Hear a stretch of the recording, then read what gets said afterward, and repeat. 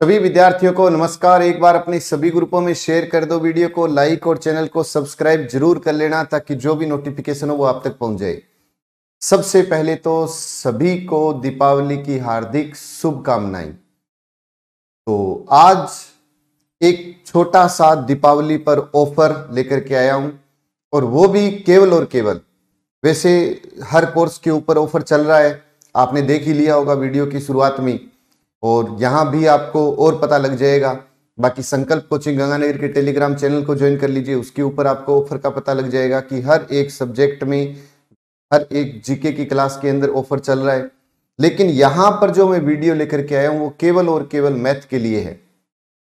Math first grade और math second grade, only for math, इसमें GK का शामिल नहीं है। तो जो विद्यार्थी, बहुत सारे विद्यार्थी हैं जो थर्ड ग्रेड लग चुके हैं, सेकंड ग्रेड की तैयारी करना चाहते हैं कि अब हम आ नहीं सकते सर, हमारे लिए कोई ऑनलाइन कोर्स की व्यवस्था करवाओ, पढ़ना हमें अनिल सर से ही है। तो बहुत लंबे समय से अनिल सर संस्था से जुड़े हुए हैं, एमएससी गोल्ड मेडलिस्ट, और खूब सारे सिलेक्शन दिए हैं। आज वो किसी नाम के मोहताज नहीं है, ना किसी पहचान के मोहताज है कि उन्होंने क्या कुछ किया, ये सब जानते हैं। जो विद्यार्थी उनसे पढ़े हुए हैं उन सबको पता है कि भाई अनिल सर कौन है और वो क्या करवाते हैं। तो फर्स्ट ग्रेड और सेकंड ग्रेड, स्पेशल मैथ के विद्यार्थी ध्यान दें कि फर्स्ट ग्रेड और second grade by Anil sir. तो अनिल सर आपको कंप्लीट मैटर करवाएंगे। इसके अंदर होगा क्या, जो ऑफलाइन हमारी क्लास चलती है, ऑफलाइन क्लास जिसकी फीस है 11,000 रुपए। अब कुछ विद्यार्थी ये भी होता है कि 11,000 पे नहीं कर सकता और पढ़ना हमें अनिल सर से ही है। तो जो नहीं पे कर सकता वो आराम से घर बैठ करके पढ़ सकता है। क्यों? क्योंकि ऑफलाइन जो क्लास चल रही है उसी की रिकॉर्ड करके इसके अंदर कंप्लीट मैटर आपको दिया जाएगा। ये नहीं है कि केवल स्टूडियो में रिकॉर्ड करवाया आपको दे दिया, नहीं, इसमें आपको बिल्कुल क्लास के जैसा ही माहौल देखने को मिलेगा। दूसरा कि आप जब ये मैथ का कोर्स फर्स्ट ग्रेड हो सेकंड ग्रेड हो, आप सबसे पहले संकल्प गंगानगर ऐप को डाउनलोड कर लेना। अब संकल्प गंगानगर ऐप को डाउनलोड करोगे तो ये लोगो, ध्यान रखना कि ये लोगो बना हुआ है, आपने इस ऐप को डाउनलोड किया। अब डाउनलोड करने के बाद आपको क्या करना है कि जब first grade second grade math में जाओगे तो सबसे पहले हमने डेमो वीडियो दे रखा है। यहां पर आप डेमो क्लास देखिए कि अनिल सर पढ़ाते कैसे हैं। और जब आप इस कोर्स को परचेज करोगे तो वीडियो तो होगा ही होगा, उसका ऑडियो भी होगा, ई बुक उसका मैटर भी होगा, कुछ उसका रिकॉर्डेड रहेगा वीडियो, ये मैंने आपको बता ही दिया। जो बोर्ड पर करवाया गया उसकी पीडीएफ भी आपको मिलेगी, चाहे आप फर्स्ट ग्रेड का परचेज करिए चाहे सेकंड ग्रेड का। हमारी फीस अभी आप सब जानते हैं 5500 रुपए थी, लेकिन केवल आज, जब ये वीडियो के बाद में, केवल और केवल कल तक, दीपावली पर ही ये ऑफर रहने वाला है, आपको ये कोर्स मिल जाएगा 4500 रुपए में। रिकॉर्ड ऑफलाइन जो क्लास है उसी का रिकॉर्ड मैटर आपको मिलेगा। आराम से एक बार, दो बार, चार बार, 10 बार, आप जितनी बार पढ़ सकते हैं पढ़िए। जो कोर्स की फीस थी 5500 रुपए, उसको कम करके कर दी है हमने 4500। लेकिन अगर आप ऑफलाइन आते हैं तो आप सब जानते हैं कि ऑफलाइन संकल्प की फीस मैथ के अंदर 11,000 रुपए है, कोई कम नहीं है उसकी। तो यदि आप सेकंड ग्रेड लगे हुए हो, वो दूर हो, आ नहीं सकती, तो आप जरूर फर्स्ट ग्रेड के लिए जाएं। थर्ड ग्रेड, आप सेकंड ग्रेड की तैयारी करना चाहें तो आप जरूर देखिएगा। दूसरा, संकल्प ऐप गंगानगर को डाउनलोड करेंगे तो उसमें डेमो वीडियो हमने खूब सारे मैथ के दिए हैं, वो आप जरूर देखिए। तीसरी बात, अब मेरे बाद में अनिल सर आपको मैथ का एक टॉपिक भी करवाएंगे, आप आराम से पढ़िएगा। सिर्फ और सिर्फ ऑफलाइन में हमने जिस प्रकार से रिकॉर्ड किया है वही आपको देखने को मिलेगा। देखिए, ऑफलाइन तो ऑफलाइन होता है, यदि आप आने में सक्षम हैं तो संकल्प कोचिंग गंगानगर में आपका मोस्ट वेलकम है। और आप सब जानते हैं संकल्प ने अभी रीट का जो एग्जाम उसका रिजल्ट आया उसमें पहली रैंक कीरत सिंह, के रूप में पहली रैंक देकर के एक कीर्तिमान, है ना, कायम किया है। तो वो आप पर है कि आप अगर हमारे ऑफलाइन विद्यार्थी बनना चाहते हैं तो मोस्ट वेलकम है, नहीं आ सकते तो ऑनलाइन में भी आपका स्वागत है। तो अब आप एक बार मैथ का जो सर ने क्लास में पढ़ाया वो वीडियो एक बार जरूर देख लीजिए, फर्स्ट ग्रेड सेकंड ग्रेड जो भी तैयारी करना चाहें। उसके बाद में अगर आपको लगे और वीडियो भी देखने डेमो में तो संकल्प गंगानगर ऐप को डाउनलोड कर लीजिएगा, उसमें आप देख लीजिएगा। और अच्छा लगे तो ही कल का आपके पास टाइम है, कल का मतलब केवल दीपावली पर, केवल 4 तारीख तक। उसके बाद हमारी फीस 5500 रुपए ही रहेगी, ऑनलाइन और ऑफलाइन 11,000। ठीक है, ज्यादा से ज्यादा एक बार इसको शेयर जरूर कर दीजिए, जो लाइव देख रहा है वो लाइक जरूर करें। और अभी आ रहे हैं आपके साथ में अनिल सर मैथ का टॉपिक लेके। हाँ जी, तो आज की अपनी क्लास है सर्कल सिस्टम, वर्त निकाय। वर्त के बारे में हमने पढ़ा था और आज हम नया टॉपिक शुरू कर रहे हैं, वर्त निकाय सर्कल सिस्टम। मतलब हमारे पास अब जो सर्कल है उनकी संख्या जो है वो 1 से ज्यादा है। 2 या 2 से ज्यादा अगर वर्त है हमारे पास तो हम उसे सर्कल सिस्टम कहते हैं। उससे रिलेटेड क्या क्या टॉपिक्स हमारे पास हैं वो देखते हैं। सबसे पहला टॉपिक है कि 2 वर्तों की सापेक्षिक स्थितियां एवं उभयनिष्ठ स्पर्श रेखाओं की संख्या। मतलब 2 सर्कल एक दूसरे के विद रिस्पेक्ट टू किस पोजीशंस पर हो सकते हैं, क्या क्या पॉसिबिलिटीज हैं, और कॉमन टेंजेंट, उभयनिष्ठ स्पर्श रेखाएं, कॉमन टेंजेंट, दोनों सर्कल की जो कॉमन टेंजेंट्स हैं उनकी संख्या कितनी हो सकती है। तो उन स्थितियों को अपने देखते हैं। पहले मैं आपको बताऊं कि 2 सर्कल आपस में कितनी स्थितियों में हो सकते हैं। तो कुल मिलाकर 5 स्थितियां हो सकती हैं। कौन कौन सी? जैसे मान लीजिए एक सर्कल है, ये दूसरा सर्कल है, दोनों सर्कल ना तो एक दूसरे को कट कर रहे हैं ना ही एक दूसरे को टच कर रहे हैं। एक केस तो ये हो सकता है, ठीक है। दूसरा केस क्या हो सकता है कि दोनों सर्कल एक दूसरे को एक्सटर्नल बाहर स्पर्श करते हैं। ये दूसरा केस हो सकता है कि दोनों वर्त एक दूसरे को बाहर स्पर्श करते हैं। तीसरा केस क्या हो सकता है कि दोनों सर्कल एक दूसरे को इंटरसेक्ट करते हैं। दोनों सर्कल एक दूसरे को इंटरसेक्ट कर सकते हैं। चौथा केस क्या हो सकता है कि एक दूसरे को इंटरनल टच करें। और पास हो गए, अंतःस्पर्श कर सकते हैं। और लास्ट केस क्या हो सकता है कि एक सर्कल जो है वो दूसरे सर्कल के इनसाइड है, ना तो कट करता है ना ही टच करता है। अगर 2 सर्कल हैं तो 2 सर्कल की आपस में ये 5 ही पॉसिबिलिटीज हो सकती हैं। आपस में जो पोजीशन है इन 5 में से किसी एक पोजीशन पर होगा। अब हमें कौन सी पोजीशन पर है इसको हम मैथमेटिकली कैसे चेक कर सकते हैं, और अगर वो जिस पोजीशन पर हैं तो उससे रिलेटेड क्या क्या सवाल बन सकते हैं, उन चीजों को हम 1 बाय 1 डिस्कस करते हैं। सबसे पहला सवाल तो हमारा ये है कि हमें ये चेक करना कि वो 2 सर्कल आपस में एक्चुअली किस पोजीशन पर हैं।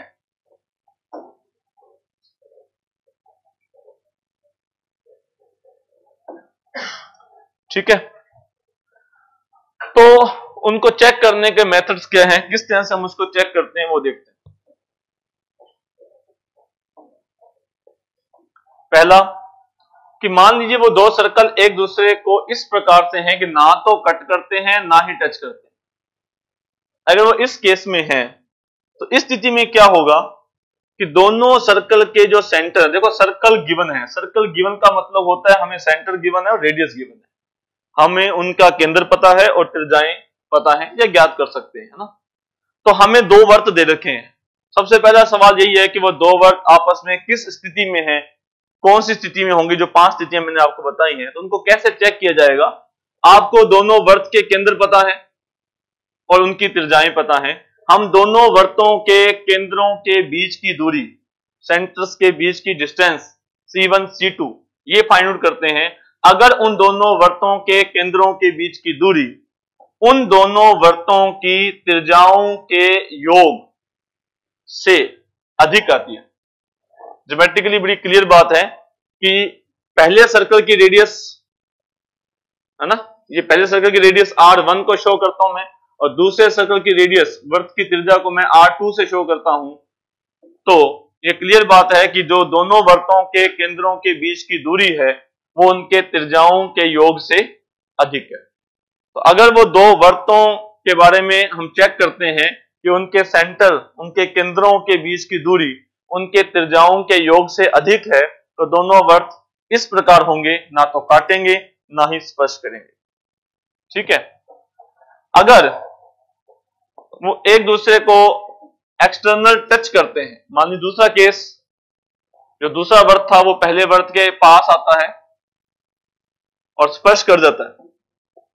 अगर दोनों वर्त एक दूसरे को बाहर स्पर्श करते हैं, एक्सटर्नल टच करेंगे, तो उस स्थिति में क्या होगा, दोनों वर्तों के केंद्रों के बीच की दूरी उनके त्रिज्याओं के योग के इक्वल होंगे। C1 C2 दोनों सेंटर्स के बीच की डिस्टेंस उन दोनों की जो रेडियस है उसके सम के इक्वल होगी। ज्योमेट्रिकली क्लियर बात है ना, डायग्राम से साफ समझ आ रहा है कि दोनों वर्तों के केंद्रों के बीच की दूरी पहले वर्त की त्रिज्या प्लस दूसरे वर्त की त्रिज्या, अगर उनके त्रिज्याओं के योग के बराबर आ जाता है तो दोनों वर्त एक दूसरे को बाहर स्पर्श कर रहे हैं, और अगर केंद्रों के बीच की दूरी त्रिज्याओं के योग से ज्यादा आती है तो ना तो काटेगी और ना ही स्पर्श करेगी। ठीक है। तीसरा केस क्या होगा, अगर मान लीजिए इंटरसेक्ट कर जाते हैं। ठीक है, अगर दूसरा सर्कल, जब दोनों सर्कल एक दूसरे को इंटरसेक्ट करते हैं तो दोनों वर्तों के केंद्रों के बीच की दूरी उनके त्रिज्याओं के योग से कम आएगी। त्रिज्याओं के योग से कम, क्लियर बात है।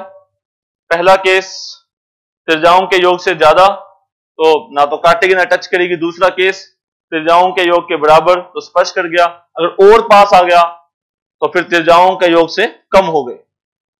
फोर्थ केस, इस केस में क्या होगा, दोनों वर्तों के केंद्रों के बीच की दूरी उनके त्रिज्याओं के अंतर के बराबर, त्रिज्याओं के अंतर के बराबर। ये भी हम ज्योमेट्रिकली समझ सकते हैं, ये पहले वर्त का केंद्र C1 है, ये दूसरे वर्त का केंद्र C2 है। क्लियर। C1 बिंदु की टचिंग पॉइंट से डिस्टेंस, जो हमारा टचिंग पॉइंट है दोनों का, वो मान लीजिए R1, मानना कि R1 पहले वर्त की त्रिज्या को मैंने R1 से शो कर दिया, तो ये R1 हो गया। ठीक है, टचिंग पॉइंट को आप मान लीजिए चलो A है, तो C1A, C1 से लेकर A तक की दूरी कितनी है, R1, और ये दूसरे वर्त का केंद्र मान लो C2 को शो करता हूं मैं, तो C2A कितनी है, R2, दूसरे वर्त की त्रिज्या। क्लियर सी बात है ना, C2 दूसरे वर्त का केंद्र है। अगर C2 को आप दूसरे वर्त का केंद्र कहते हैं, ये मान लीजिए दूसरे वर्त का केंद्र C2 है ना, इसको मैं शो कर देता हूं C2 को ब्लैक से, तो ये C2A क्या है, दूसरे वर्त की त्रिज्या R2 है, तो C1 से लेकर A तक की दूरी R1 है और C2 से लेकर A तक की दूरी R2 है, तो C1 C2 कितना बच गया, R1 minus R2। Okay. Modulus, modulus इसलिए लगाया जाता है कि हमें नहीं पता आप R1 किसको मानते हो, R2 किसको मानते हो। या तो आप हमेशा R1 किसको मानो, बड़े वर्त की त्रिज्या को, R2 किसको मानो, छोटे वर्त की त्रिज्या को, फिर तो कोई दिक्कत नहीं है, C1 C2 बराबर क्या है, R1 माइनस R2। लेकिन जनरल फॉर्मूला बोला गया कि R1 त्रिज्या व R2 त्रिज्या के दो वर्त एक दूसरे को अंतः स्पर्श करते हैं, इंटरनल टच करते हैं, तो C1 C2 कितना होगा। अब हमें क्या पता R1 कौन सी और R2 कौन सी, आपको तो ये कहा था कि दो सर्कल है, एक की रेडियस R1 है, एक की रेडियस R2 है, बड़ी किसकी हो सकती है, ये थोड़ी कि R1 वाली बड़ी ही होगी, है ना। तो फिर हम क्या करते हैं, R1 माइनस R2 के ऊपर मॉड्यूलस, क्योंकि दो वर्तों के केंद्रों के बीच की दूरी वो तो नेगेटिव नहीं हो सकती, अगर आपने R2 में से R1 घटा दिया, छोटी वाली में से बड़ी वाली घटा दी तो दिक्कत हो सकती है, तो इसलिए मॉड्यूलस का निशान लगा होता है। क्लियर, समझ गए इस मकसद क्या है, मकसद सीधा सा मकसद है कि बड़े वर्त की त्रिज्या में से छोटे वर्त की त्रिज्या, तो C1 C2 कितना हो जाएगा, modulus R1 minus R2। Last case में क्या होगा, अगर ना तो काटते हैं ना ही टच करते हैं, इस केस में क्या होगा, C1 C2 less than R1 minus R2, जो उनका डिस्टेंस और गैप है R1 माइनस R2, उससे भी वो क्या होगा, छोटा हो जाएगा। तो दो वर्त आपस में किस स्थिति में हैं उसको लिखने के मैंने यहां पर 5 तरीके बताए। ठीक है, अब वन बाय वन थोड़ा और डिटेल में डिस्कस करते हैं। फर्स्ट मेथड हमने क्या डिस्कस किया, फर्स्ट कंडीशन क्या डिस्कस की, अगर दोनों वर्त इस प्रकार से हैं कि ना तो काटते हैं और ना ही स्पर्श करते हैं, तो उनके केंद्रों के बीच की दूरी, डिस्टेंस बिटवीन सेंटर्स, जो होगी वो त्रिज्याओं के योग से ज्यादा होगी। पहले त्रिज्याओं के योग से भी ज्यादा थी, फिर त्रिज्याओं के योग के बराबर हो गया, फिर त्रिज्याओं के योग से कम हो गई, फिर उनके अंतर के बराबर हो गई, फिर अंतर से भी कम हो गई। एक चीज और पता होनी चाहिए यहां पर, वो ये है कि यहां पर हमने ये लिखा था थर्ड केस में, यहां पर मतलब थर्ड केस में मैंने ये लिखा था कि उनका जो केंद्रों के बीच की दूरी है वो त्रिज्याओं के योग से कम होनी चाहिए।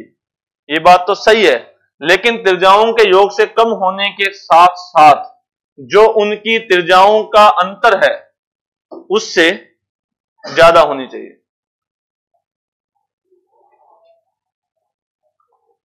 ठीक है, क्या मतलब इस चीज का कि एक वर्त की त्रिज्या मान लीजिए हमारे पास 10 है, एक की मान लीजिए 5 है, एग्जांपल के लिए एक की रेडियस 10 है, एक की रेडियस 5 है, तो 10 और प्लस 5 15। ठीक है, तो R1 प्लस R2 कितना 15 हो गया। मैंने एक की रेडियस 10 मान ली, एक की रेडियस 5 मान ली, तो ये 15 हो गया। अब 15, दोनों वर्तों के केंद्रों के बीच की दूरी 15 से कम होनी चाहिए। ये बात तो ठीक है, 15 से कम होनी चाहिए, लेकिन 15 से कम अगर मैं बोल देता हूं 5, तो वो भी तो 15 से कम है। 15 से कम 14 आ गया तो आप कहोगे जी एक दूसरे को काट रहे हैं, 13 आ गया काट रहे हैं, 10 आ गया काट रहे हैं, 7 आ गया तो अभी, अब 15 से कम बोला है मैंने, तो अगर मैंने बोला 5 तो भी आप कहोगे कि कम ही है, काट रहे हैं, लेकिन 5 आने पर क्या कर रहे हैं, वो काट नहीं रहे, वो टच कर रहे हैं। 5 आने पर वो इंटरनल टच कर रहे हैं। 15 5 से कम वो 4 आ गया तो अभी तो 15 से कम है, लेकिन वो 4 आने पर एक दूसरे को नहीं काट रहे हैं। 4 आने पर वो किस स्थिति में होंगे, 4 आने पर इस स्थिति में होंगे, ना तो काटेंगे ना ही टच करेंगे। तो इसलिए जो थर्ड केस था इसको थोड़ा सा और क्लियर करें कि जो उनका रेडियस का डिफरेंस है ना उससे ज्यादा, क्योंकि अगर वो रेडियस के डिफरेंस के इक्वल आ गया उस केस में वो टच कर जाएंगे। ठीक है, तो इस चीज को मैं क्या कह रहा हूं, मेरा बात समझिए इस चीज से। मान लीजिए एक सर्कल की रेडियस 7 है और एक सर्कल की रेडियस मान लीजिए 4 है, 11 टोटल सम है ना। तो अगर R1 प्लस R2 हमारे पास इस समय 11 है, ओके, अगर हम केंद्रों के बीच की दूरी ज्ञात करते हैं और वो 11 से बड़ी आती है तो इसमें कोई दिक्कत नहीं है। वो सर्कल कैसे होंगे, इस तरह से, ना तो काटेंगे ना ही टच करेंगे। अब 11 से कम आती है तो 11 से कम पर सवाल आता है, जो 11 के इक्वल आती है, तो 11 के इक्वल आती है तो 11 के इक्वल आने पर कोई दिक्कत नहीं, क्लियर बात है, एक दूसरे को एक्सटर्नल टच करेंगे, टच नहीं बाहर स्पर्श कर देंगे। अब 11 से कम जब आती है तब सवाल होता है कि 11 से कम है। अब 11 से कम पर 10 आने पर भी वही बात है, वो भी 11 से कम है, 2 भी तो 11 से कम है, 3 भी तो 11 से कम है, तो केवल 11 से कम पर बात नहीं चलेगी कि 11 से कम है। तो हमें क्या कहना, इनका अंतर कितना है, 3। 11 से कम है और अगर 3 से ज्यादा है, 3 से ज्यादा और 11 से, 3 कहां से आया, R1 माइनस R2, ये 3 है। 3 से ज्यादा है और 11 से कम है तो एक दूसरे को काटेगी। ठीक है, और 3 के इक्वल है, 3 के इक्वल है तो एक दूसरे को अंत्य स्पर्श करता है। और अगर 3 से भी कम है, ठीक है, तो ना तो काटेगी ना ही टच करेगी। अब आप 3 से कम को ये लिखो चाहे ना लिखो, क्यों, क्योंकि डिस्टेंस बिटवीन 2 पॉइंट तो पॉजिटिव तो है ही है। अब तो 0 से कम हो तो पॉसिबल नहीं है, डिस्टेंस बिटवीन 2 पॉइंट्स वो तो केस कंसिडर नहीं करें। समझाई बात, ठीक है जी। तो अगर त्रिज्याओं के योग से भी ज्यादा है तो ना तो काटेंगे ना टच करेंगे। त्रिज्याओं के योग के बराबर है, बाह्य स्पर्श करेंगे, एक्सटर्नल टच करेंगे। त्रिज्याओं के योग से कम है कम पर थोड़ा सा देखना पड़ेगा, कम तो है लेकिन कितना कम ना हो जाए कि अंतर से भी कम हो जाए। त्रिज्याओं के अंतर से ज्यादा है, योग से कम है, तब उस स्थिति में क्या होगा, इंटरसेक्ट करेंगे। और त्रिज्याओं के अंतर के बराबर हो गया तो अंतर स्पर्श कर देंगे, त्रिज्याओं के अंतर से भी कम हो गया, ठीक है। ये हमारा पहला टॉपिक है, इस पर भी कई बार सवाल बनता है कि दो वर्त आपस में किस स्थिति पर हैं। क्लियर बात। जैसे ही वर्त का समीकरण दिया होगा, आपको दोनों वर्तों के केंद्र ज्ञात करने हैं, दोनों वर्तों की त्रिज्याएं ज्ञात करनी है, और फिर दोनों वर्तों के केंद्रों के बीच की जो डिस्टेंस है C1 C2, distance between centres जो है वो कैलकुलेट करनी है, और ये देखना है कि वो डिस्टेंस कितनी है। उसके बेस पर हम आइडिया लगाएंगे कि वो सर्कल किस स्थिति से। ओके, अब जब आपको वो पांचों स्थितियां क्लियर हो जाएं कि ये पांचों में से किस स्थिति में, इन पांच के अलावा कोई पॉसिबिलिटी नहीं, ये पांच ही पॉसिबिलिटीज हैं। जब आपको पांचों स्थितियां पता चल जाएंगी कि हाँ ये पांच ही स्थितियां संभव हैं, तो हम पांचों स्थितियों को देखें। पहली स्थिति में देखें तो नंबर ऑफ कॉमन टेंजेंट, उभयनिष्ठ स्पर्श रेखाओं की संख्या, यानी कि ऐसी स्पर्श रेखाएं जो दोनों वर्तों की स्पर्श रेखाएं हैं, कॉमन टेंजेंट कितनी है, 4। तो यदि वो आपसे ये पूछता है कि दो वर्तों की उभयनिष्ठ स्पर्श रेखाओं की संख्या कितनी है, तो इसका मतलब भी यही है कि आपको ये पूछा गया है कि वर्त आपस में किस स्थिति पर है, तो आप उस स्थिति से number of common tangent find out कर सकते हैं। जैसे पहली स्थिति में कितनी स्पर्श रेखाएं होंगी, 4, ठीक है। ये जो स्पर्श रेखाएं हैं इसे हम कहते हैं direct common tangent, direct common tangent, अनुक्रम उभयनिष्ठ स्पर्श रेखा। और कोई नाम भी आपको किसी किताब में मिल सकता है, उभयनिष्ठ। और जो ये क्रॉस वाली है इसे हम कहते हैं तिर्यक, ट्रांसवर्सल, है ना, तिर्यक उभयनिष्ठ स्पर्श रेखा या तिर्यक स्पर्श रेखा। अब उभयनिष्ठ तो है ही अभी, वो तो आपने जो टॉपिक चल रहा है उससे आप समझ ही जाएंगे ना। तो डायरेक्ट है या ट्रांसवर्स है, ये वाली बात है। तो इस स्थिति में स्पर्श रेखाएं कितनी होंगी, 4, ठीक है। नेक्स्ट केस, इस स्थिति में सेकंड, जैसे पहले दोनों दूर दूर थे तो स्पर्श रेखाओं की संख्या 4, इस स्थिति में कितनी स्पर्श रेखाएं होंगी, 3। उभयनिष्ठ स्पर्श रेखाओं की संख्या, नंबर ऑफ कॉमन टेंजेंट, ये भी एग्जाम के सवाल है, पूछा गया टीजीटी वगैरह में। तो आपको अगर ये चेक करना है कि कितने कॉमन टेंजेंट होंगी, तो उसलिए भी आपको यही चेक करना है कि वो सर्कल की आपस में पोजीशन क्या है। सेकंड केस में 3, क्लियर है ज्योमेट्रिकली। हाँ जी, नेक्स्ट, अगर वो इंटरसेक्ट कर जाते हैं, दोनों को और पास आ जाता है, एक दूसरे को इंटरसेक्ट कर जाते हैं, तो कितनी होंगी, 2। कभी कभी किताब में ऐसा भी लिखा होता है कि जो डायरेक्ट कॉमन टेंजेंट है वो कितनी है, 2, ट्रांसवर्स कॉमन टेंजेंट कितनी है, तो इमेजिनरी है ना, मतलब बनी नहीं, तो उसको ना कहने के बजाय वो कह देता है कि इमेजिनरी है, काल्पनिक है। सीधी सी बात है कि बन नहीं रही है, तो कहीं ऐसे उसे घबरा मच जाएगी, काल्पनिक कहां से होगी, बन नहीं रही है ना। इस डायग्राम में, पहले वाले डायग्राम में जब वो दोनों एक दूसरे को ना तो टच कर रहे थे ना क्रॉस कर रहे थे, तो वास्तविक है। मतलब डायरेक्ट कॉमन टेंजेंट क्या है, वो भी वास्तविक है, जो ट्रांसवर्स कॉमन टेंजेंट है वो भी वास्तविक है, दिख रही है, बनेगी। समझ गए बात। सेकंड केस की बात करें तो डायरेक्ट कितनी है, 2, ट्रांसवर्स कितनी है, 1, संपाती है। मतलब पहले वाले में क्या कहता था कि वास्तविक है, 2 बनेंगी ट्रांसवर्स वाली भी, इसमें वो कहता है दोनों क्या है, संपाती हैं। तो नेक्स्ट वाले केस में वो क्या कहता है जी, ट्रांसवर्स लाइनें कैसी हैं, काल्पनिक है, इमेजिनरी है। तो वो कहने का तरीका हो सकता है कि मैं आपको कह रहा हूं कि नहीं बनेगी, नहीं होती हैं, और वो कह रहे कि काल्पनिक होती हैं। तो ऐसा किसी किताब में आपको मिल सकता है कि कॉमन, डायरेक्ट कॉमन टेंजेंट कितनी है, 2, और जो ट्रांसवर्स वाली है वो कितनी है, इमेजिनरी है, तो नहीं बनेगी। मतलब क्लियर बात है। डायरेक्ट कॉमन टेंजेंट, इसमें एक, ये कौन सी वाली है, अब इसमें हम कहेंगे कि जो ट्रांसवर्स वाली है वो तो संपाती है, ट्रांसवर्स वाली, तिर्यक तो क्या है, दोनों एक होगी, और जो डायरेक्ट वाली थी वो इमेजिनरी होगी, वो हट गई, है ना।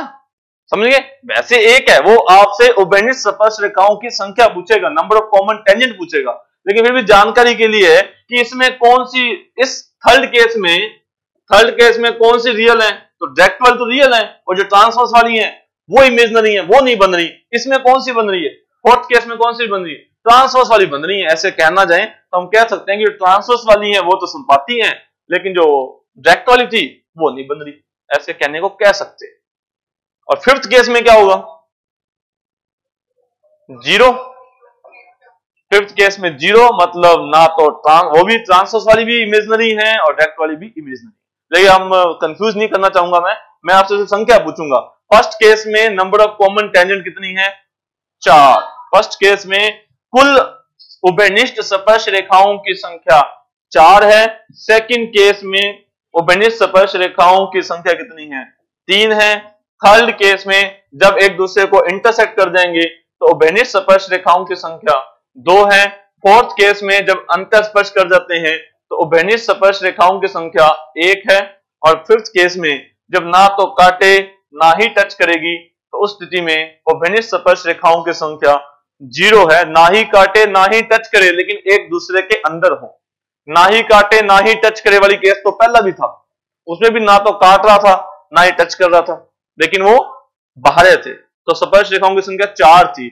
इस लास्ट वाले केस में भी ना तो काट रहा है ना ही टच कर रहा है, लेकिन एक सर्कल दूसरे के अंदर है, तो उभयनिष्ठ स्पर्श रेखाओं की संख्या 0 है। तो ये पहला टॉपिक है कि 5 स्थितियां संभव हैं, 2 सर्कल आपस में, इन 5 में से किसी एक स्थिति में हो सकते हैं। पहली स्थिति, अगर उनके केंद्रों के बीच की दूरी उनके त्रिज्याओं के योग से अधिक आती है तो दोनों वर्त ना तो काटेंगे ना ही टच करेंगे, उभयनिष्ठ स्पर्श रेखाओं की संख्या 4 होगी। अगर उनके केंद्रों के बीच की दूरी त्रिज्याओं के योग के बराबर आ जाती है तो एक दूसरे को बाहर स्पर्श करते हैं, उभयनिष्ठ स्पर्श रेखाओं की संख्या 3 हो जाती है। अगर उनके केंद्रों के बीच की दूरी उनके त्रिज्याओं के योग से कम हो जाती है, लेकिन अंतर से ज्यादा, त्रिज्याओं के अंतर डिफरेंस ऑफ रेडियस से ज्यादा है लेकिन सम ऑफ रेडियस से कम है, तो एक दूसरे को काट रहे हैं और स्पर्श रेखाओं की संख्या कॉमन 2 है। अगर उनके केंद्रों के बीच की दूरी त्रिज्याओं के अंतर के बराबर है तो एक दूसरे को अंतर स्पर्श कर रहे हैं और उभयनिष्ठ स्पर्श रेखाओं की संख्या 1 है। और अगर उनके केंद्रों के बीच की दूरी उनके त्रिज्याओं के अंतर से भी कम है, उनके रेडियस के डिफरेंस से भी कम आती है, तो एक सर्कल दूसरे को अंतर्निहित करता है, ना तो काट रहा है ना ही टच कर रहा है, और उभयनिष्ठ स्पर्श रेखाओं की संख्या 0। वापस फर्स्ट केस पर आते हैं। अब फर्स्ट केस में क्या होता है और क्या आपसे पूछा जा सकता है, पहले तो स्थिति बतानी है, दूसरा आपसे पूछा जा सकता है कि आप उभयनिष्ठ स्पर्श रेखाओं की संख्या बताइए। तीसरा जो सवाल जो पूछा गया वो ये है कि जो इन स्पर्श रेखाओं के इंटरसेक्शन पॉइंट हैं, जो ये आपके पास डायरेक्ट कॉमन टेंजेंट और ट्रांसवर्स कॉमन टेंजेंट, अनुक्रम स्पर्श रेखाएं और तिर्यक स्पर्श रेखाएं हैं, ये आपस में एक दूसरे को काटेंगी, ठीक है। उस स्थिति में जहां ये काटती हैं, मतलब इनके जो प्रतिच्छेद बिंदु हैं, इनके प्रतिच्छेद बिंदुओं की ये खासियत है, ये वाला जो पॉइंट है जिसे मैं T1 और T2 से डिनोट करता हूं, इनके इंटरसेक्शन पॉइंट की पहली खासियत ये है कि ये दोनों बिंदु, चाहे वो तिर्यक स्पर्श रेखाओं का प्रतिच्छेदी बिंदु हो, चाहे वो अनुक्रम स्पर्श रेखाओं का प्रतिच्छेदी बिंदु हो, चाहे वो ट्रांसवर्स कॉमन टेंजेंट का इंटरसेक्शन पॉइंट है, चाहे वो डायरेक्ट कॉमन टेंजेंट का इंटरसेक्शन पॉइंट है, वो दोनों ही पॉइंट कहां मिलेंगे, उन दोनों वृत्तों के केंद्रों को मिलाने वाली रेखा पर होंगे। T1 कहां है, T2 कहां है, C1 C2 को जो मिलाने वाली लाइन है ना, इस लाइन पर है, पहली प्रॉपर्टी, ठीक है, समझे बात। T1 और T2 इंटरसेक्शन पॉइंट कहां होंगे, उन दोनों वृत्तों के केंद्रों को मिलाने वाली रेखा पर होते हैं। दूसरी प्रॉपर्टी क्या है, आप T1 और T2 के कोऑर्डिनेट ज्ञात कर सकते हैं। T1 और T2 के कोऑर्डिनेट फाइंड आउट किए जा सकते हैं, और वो किस तरह से फाइंड आउट किए जाते हैं वो देखें। T1 और T2 के कोऑर्डिनेट किस तरह से फाइंड आउट करेंगे, उसका क्या फार्मूला रहेगा,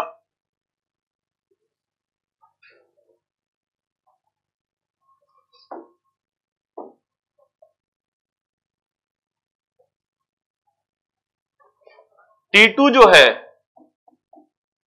इसके कोऑर्डिनेट फाइंड आउट करना और T1 जो है इसके कोऑर्डिनेट फाइंड आउट करना। T1 जो होता है वो C1 और C2 इन दो बिंदुओं को मिलाने वाले रेखाखंड को, लाइन सेगमेंट को, उन दोनों वृत्तों की त्रिज्याओं के अनुपात में, R1 R2 के रेशो में अंतः विभाजित करता है। ठीक है। और जो T2 है वो C1 C2 को त्रिज्याओं के अनुपात में बाहर विभाजित करता है। इसका क्या मतलब है? मान लीजिए ये आपके पास C1 है और ये आपके पास C2 है। T1 कहां होगा? T1 तो होगा C1 C2 के ऊपर, पहला पॉइंट। कौन सा T1? कौन सा है? तिर्यक स्पर्श रेखाओं का प्रतिच्छेदी बिंदु। T2 कहां होगा? वो बाहर होगा। T1 के कोऑर्डिनेट ज्ञात करने हैं अगर आपको कि T1 के निर्देशांक क्या होंगे, तो भी वो C1 और C2 को त्रिज्याओं के अनुपात में अंतः विभाजित करने वाला बिंदु है। एक वृत्त की त्रिज्या 3 है, दूसरे वृत्त की त्रिज्या मान लीजिए 2 है, तो T1 के कोऑर्डिनेट ज्ञात करने के लिए 3:2 में डिवाइड करने वाला पॉइंट के कोऑर्डिनेट फाइंड करने हैं, इंटरनल वाला, अंतः विभाजित करने वाला बिंदु mx2 plus nx1 upon m plus n। और T2 के ज्ञात करने हो तो T2 की यह खासियत है कि T2 भी उन दोनों बिंदुओं को, कौन से दो बिंदुओं को? C1 और C2 को उसी अनुपात में बांटता है, मतलब त्रिज्याओं के अनुपात में ही बांटता है, लेकिन बाहर है, एक्सटर्नल।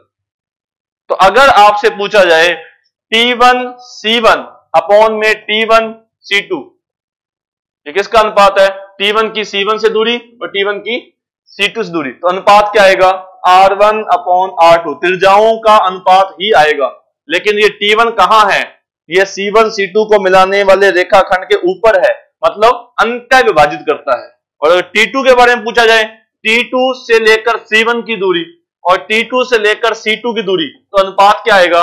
अनुपात वही आएगा R1 अपॉन R2, उनके त्रिज्याओं का अनुपात ही आता है, लेकिन बाहर विभाजित, वो बाहर मिलेगा आपको।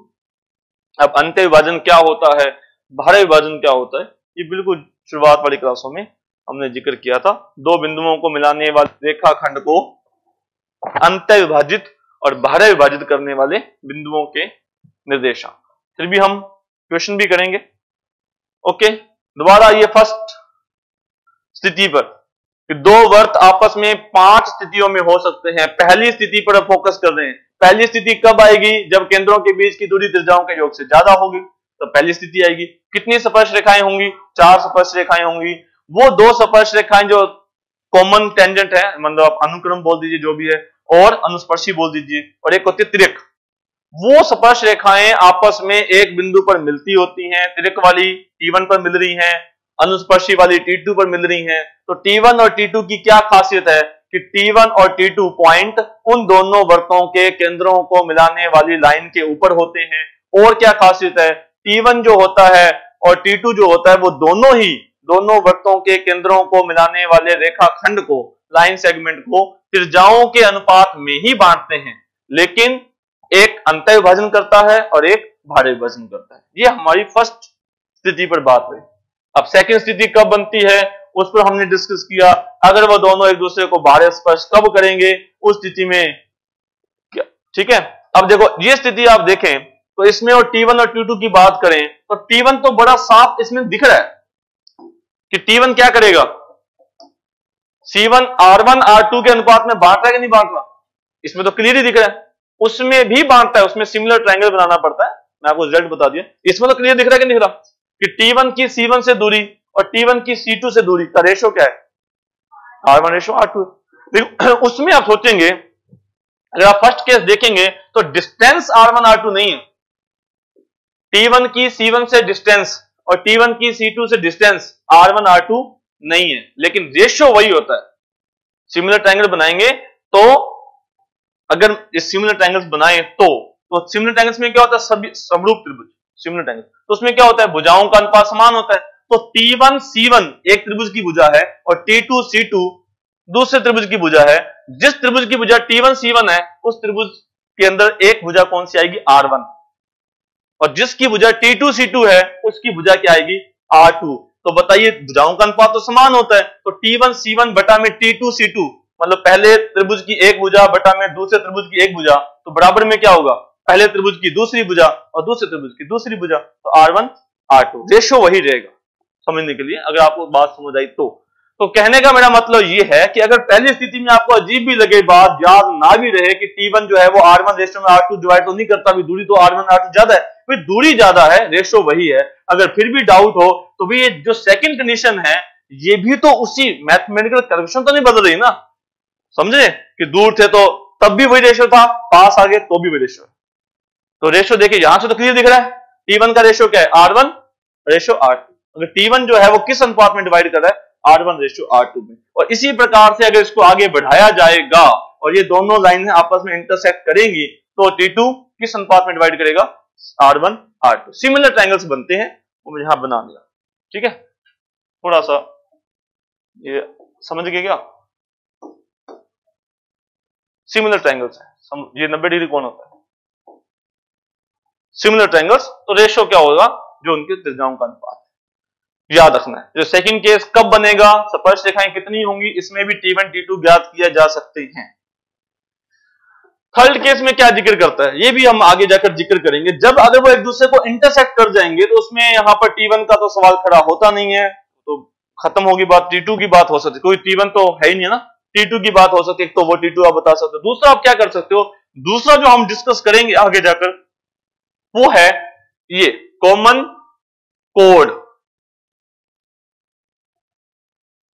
उभयनिष्ठ जीवा। इस पर हम सवाल डिस्कस करेंगे, उभयनिष्ठ जीवा की लंबाई ज्ञात करना, उभयनिष्ठ जीवा का समीकरण ज्ञात करना, ठीक है। जो कॉमन कोड होती है इसकी इक्वेशन क्या होती है, इसकी लेंथ क्या होती है, ये दो बड़े बेसिक सवाल है जो हम आगे डिस्कस करेंगे, ठीक है। इस फोर्थ केस के अंदर तो कॉमन टेंजेंट है, ठीक है, ज्यादा बात नहीं। अब इस पर थोड़ा सवाल डिस्कस कर लेते हैं। पांचों स्थितियां हो चुकी हैं। हाँ जी, पीजीटी परीक्षा 2010 का सवाल है। पीजीटी परीक्षा 2010। चलिए एक उससे पहले ये सवाल देखें, लो सबसे आसान सवाल। ये कहता है कि दो वर्त हैं, पीजीटी परीक्षा 2011 में पूछा गया, इन दोनों वर्तों की स्थिति के बारे में आप क्या बता सकते हैं कि ये दोनों वर्त एक दूसरे के सापेक्ष कहां होंगे? तो पहला सर्कल, हाँ जी, first circle x² + y² - 4x - 6y - 12, centre बताइए C1 कितना है? 2,3। पहले वर्त की त्रिज्या बताइए कितनी आ जाएगी? 2 का स्क्वायर 4, 3 का स्क्वायर 9 और प्लस का 12, कितना आ जाएगा? 5। पहले वर्त की त्रिज्या 5 है। दूसरे वर्त का केंद्र बताइए कितना आ जाएगा? -2 -3 आ जाएगा। दूसरे वर्त की त्रिज्या बताइए कितनी आ जाएगी? हाँ जी, 4 + 9 - का 4, कितनी आ जाएगी? 3। सही है ना। अब दोनों वर्तों के केंद्रों के बीच की दूरी बताइए, C1 C2 बताइए कितनी है? C1 C2, दो सर्कल्स के बीच की डिस्टेंस, सेंटर्स के डिस्टेंस कितना आ जाएगा? 2 + 2 4 का स्क्वायर, 3 + 3 6 का स्क्वायर। सही है क्या भाई? डिस्टेंस बिटवीन 2 पॉइंट्स 16 और 36 है ना, 52। सही है, √52।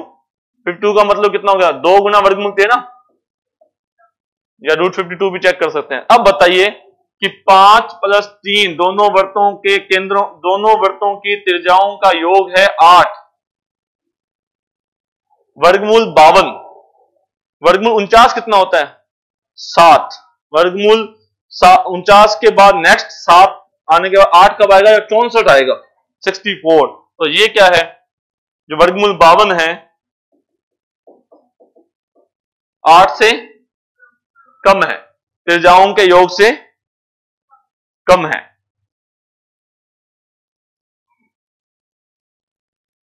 ठीक है। अब त्रिज्याओं का अंतर कितना है? 2, उससे तो बड़ा ही है। अगर सारी कैलकुलेशन सही है, त्रिज्याओं के योग से कम है, तो उस स्थिति में तो ये तो नहीं आएगा, ये आना चाहिए, 2 बिंदुओं पर काटता है।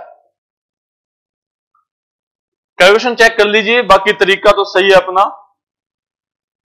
हाँ जी, कैलकुलेशन तो सही है ना। हाँ, कैलकुलेशन अगर सही है तो त्रिज्याओं का योग 8 है।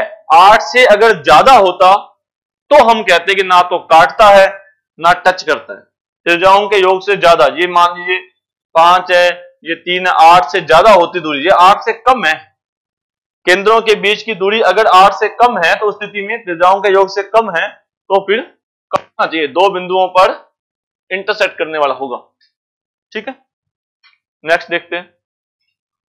सेम क्वेश्चन है, टीजीटी परीक्षा 2013 में पूछा गया कि दोनों वृत्तों के उभयनिष्ठ स्पर्शियों की संख्या कितनी होगी, कॉमन टेंजेंट कितनी होगी। तो उस स्थिति में आपको क्या करना है, यही बताना है कि वो आखिर में किस स्थिति पर है, उसकी पोजीशन क्या है। उन पांचों पोजीशंस के बेस पर हम नंबर ऑफ कॉमन टेंजेंट बता सकते हैं। तो फर्स्ट केस में फर्स्ट सर्कल जो दे रखा है इसका सेंटर क्या है हमारे पास 3,7, रेडियस कितनी है, रेडियस 3 का स्क्वायर 9, 7 का स्क्वायर 49, माइनस का 48, वर्गमूल के अंदर 10। दूसरा केस C2 कितना है हमारे पास 3,0, रेडियस कितनी है भाई 3, 3 या वर्गमूल 3, 3 आ जाएगी, 3 आ जाएगी। ठीक है, दोनों वृत्तों के केंद्रों के बीच की दूरी कितनी है, स्क्वायर रूट के अंदर 3 माइनस 3 का 0 बन जाएगा, 0 का स्क्वायर प्लस में 7 का स्क्वायर 7 आ जाएगी, 7 है। अब वर्गमूल 10 का मतलब क्या हुआ, 3 से तो बड़ी है, 3 से बड़ी है, तो इन दोनों का जो सम है उससे भी ज्यादा है ये। क्लियर, 7 तो नहीं बन जाएगी ना, 7 देखो R2 C1 C2 कितनी है 7, और R1 प्लस R2 कितनी है, R1 प्लस R2 6 से तो बड़ी है, 3 प्लस वर्गमूल 10, ये 6 से तो बड़ी है लेकिन 7 से तो कम है। क्लियर बात है ना, ये वर्गमूल 10 कितना है 4 बनेगा तो ही जाकर 7 बनेगा, 4 तो बनेगा नहीं कभी ये, तो इसका मतलब क्या है 7 से कम है। तो दोनों वृत्तों के केंद्रों के बीच की दूरी उनके त्रिज्याओं के योग से अधिक है, त्रिज्याओं के योग से तो अधिक है।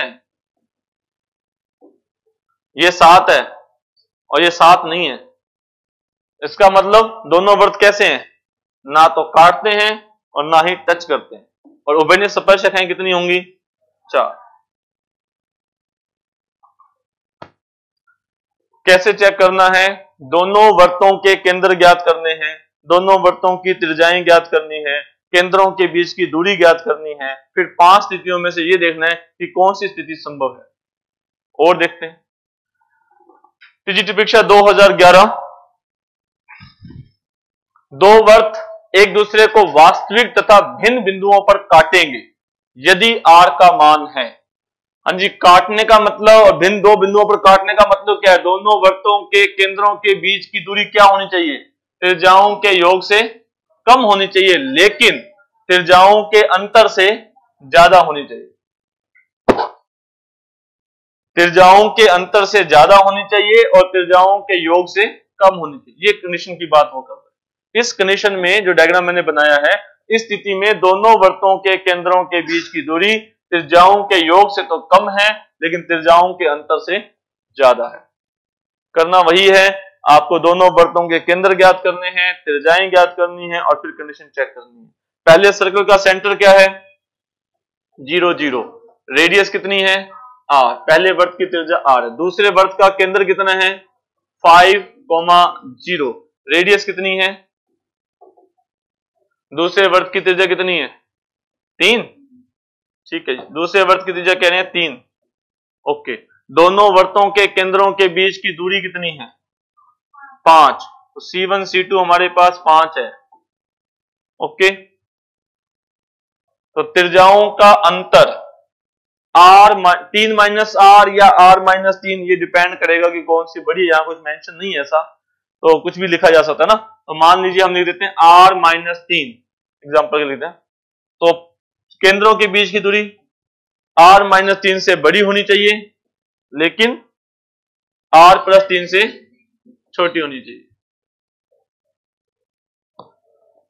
ठीक है जी, अब हमें बात R पर करनी है कि R की वैल्यू क्या होनी चाहिए।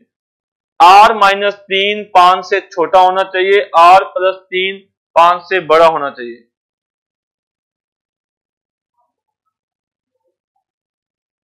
बताइए, पहली कंडीशन देते हैं। पहली कंडीशन क्या कहती है? आर की वैल्यू आर से छोटी होनी चाहिए। पहली कंडीशन कहती है आर की वैल्यू आर से छोटी होनी चाहिए, और दूसरी कंडीशन क्या कहती है? आर की वैल्यू 2 से बड़ी होनी चाहिए। 2 से बड़ी और आर से छोटी। इसका भी आंसर गलत लिखा हुआ है।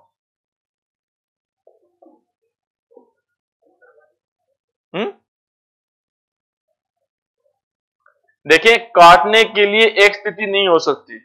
मान लो 2 से अगर काट रहे हैं, थोड़ा और पास करेंगे तो भी काट देंगे, और पास करेंगे तो भी काट देंगे। काटने के लिए एक स्थिति नहीं हो सकती, स्पर्श करने के लिए एक स्थिति होती है। मान लो बाहर स्पर्श कर रहे हैं और हम कहते हैं आर की वैल्यू यहां से लेकर यहां तक वो स्पर्श कर देगा, जी नहीं। समझे बात? स्पर्श करने की तो एक कंडीशन है, काटने के लिए आर की वैल्यू यहां से यहां तक, पहले यहां थोड़ा पास काट और पास ऐसे काट के तब तक काटते रहेंगे जब तक एक वर्त दूसरे के अंत स्पर्श ना कर जाए, तब तक वो काटते रहेंगे। समझ रहे हो बात को? तो आर की वैल्यू यहां से लेकर यहां तक है तो काट रहे हैं। समझ गए नहीं समझे? और फिर वो जैसे और आगे कर दोगे तो काटने के बजाय अंत स्पर्श करने देंगे। तो एग्जैक्ट वैल्यू नहीं होनी चाहिए। हमारे ही आंसर सही है 2 से लेकर 8 के बीच में।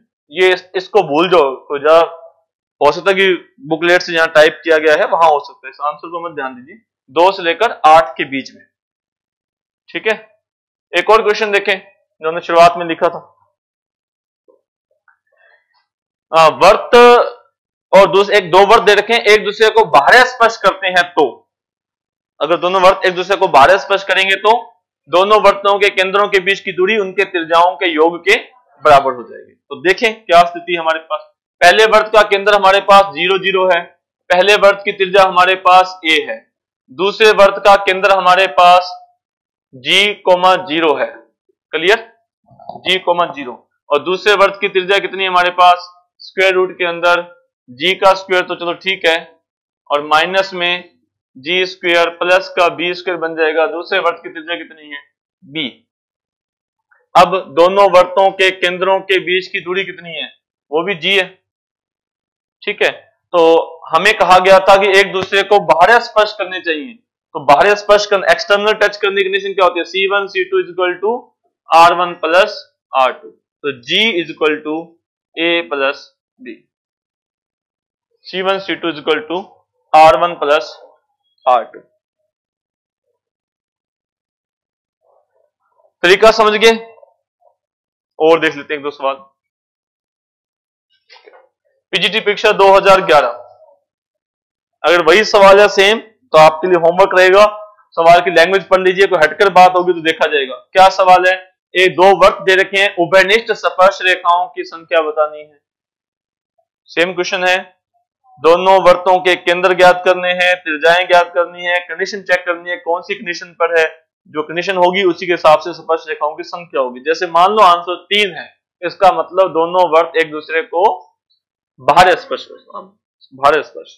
अब होगा 10वीं क्लास की बात होती तो अलग बात है, यहाँ पर तो दोनों केस पॉसिबल, एक्सटर्नल टच भी हो सकता है, इंटरनल टच तो बोलना पड़ेगा। इंटरनल जैसे हम कहते हैं त्रिभुज के तीनों कोणों का योग कितना होता है? 180। तो हम कहते हैं त्रिभुज के तीनों अंतः कोणों का योग 180 है ना। वो 10वीं क्लास तो ठीक है, बाहर कोणों का योग कितना होता है? 360। अब अंडरस्टूड सी बात है, त्रिभुज के तीनों कोणों का योग 180। लेकिन मैथमेटिक्स स्टूडेंट और कहीं अगर ऐसी बात आती है तो बात बोलिए साथ में, त्रिभुज के तीनों अंतः कोणों का योग 180 होता है, क्योंकि त्रिभुज के बाहर कोणों का योग 360 होता है, 180 नहीं होता। तो वही बात है, अब स्पर्श करते हैं है ना, और जो टॉपिक चल रहा है फिर तो बोलो साथ में कि बाहर स्पर्श कब करेंगे, अंत स्पर्श कब करेंगे, सिर्फ स्पर्श नहीं, जैसा स्थान वैसे देना। चलिए next question, polytechnical college lecturer example question है, RPC polytechnical college lecturer 2020 last exam. सवाल क्या पूछा गया? बिंदुपथ है ना, आसान सा, बिंदुपथ ज्ञात कीजिए। उस वर्त के केंद्र का बिंदुपथ। देखिए ये सवाल भी आसान होगा, लेकिन इससे पहले वो आना चाहिए, वो आसान सवाल है। क्या पूछेगा? उभयनिष्ठ स्पर्श की संख्या बताओ, दोनों वर्त कैसे हैं, वो आना चाहिए, उसी के बाद ही ये क्वेश्चन होगा।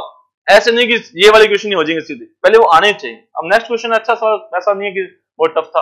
हाँ, पॉलिटेक्निक लेक्चर का पेपर है, उस वर्त के केंद्र का बिंदुपथ बताइए जो वर्त को बाहर स्पर्श करता है और वाई अक्ष को भी स्पर्श करता है। दो कंडीशंस, ठीक है, देखते हैं। देखिए y अक्ष को स्पर्श करने से क्या फर्क पड़ता है और x अक्ष को स्पर्श करने से क्या फर्क पड़ता है, इसका हम जिक्र कर चुके हैं जब हम शुरुआत में फर्स्ट क्लास सर्कल की स्टार्ट की थी। तभी आपको बताया था कि अगर कोई वर्त का केंद्र पता चल जाए, त्रिज्या पता चल जाए, तब हमने इस टॉपिक को डिस्कस किया था कि x अक्ष को स्पर्श करने पर क्या होता है, y अक्ष को स्पर्श करने पर क्या होता है, दोनों अक्षों को स्पर्श करने पर क्या होता है, वो बातें डिस्कस की थी। अब मैं दोबारा रिपीट कर रहा हूं कि कोई भी सर्कल अगर y अक्ष को टच कर रहा है और आपको उसका सेंटर पता है, लाइक दैट a, b, अगर उसका सेंटर आप g, b माने या a, b माने, जो आपकी मर्जी। मान लो a, b आपने सेंटर माना, तो रेडियस कितनी होगी, a। यहां से ये पता चलता है कि उसकी रेडियस भी a होगी। ये तो है इस y अक्ष को स्पर्श करने का मतलब। अगर वो सर्कल y अक्ष को टच कर रहा है तो अगर हम उसका सेंटर मानते हैं a, b, तो उसकी रेडियस भी ज्योमेट्रिकली हमें पता है a ही होगी। ठीक है, ये इसका काम खत्म हो गया।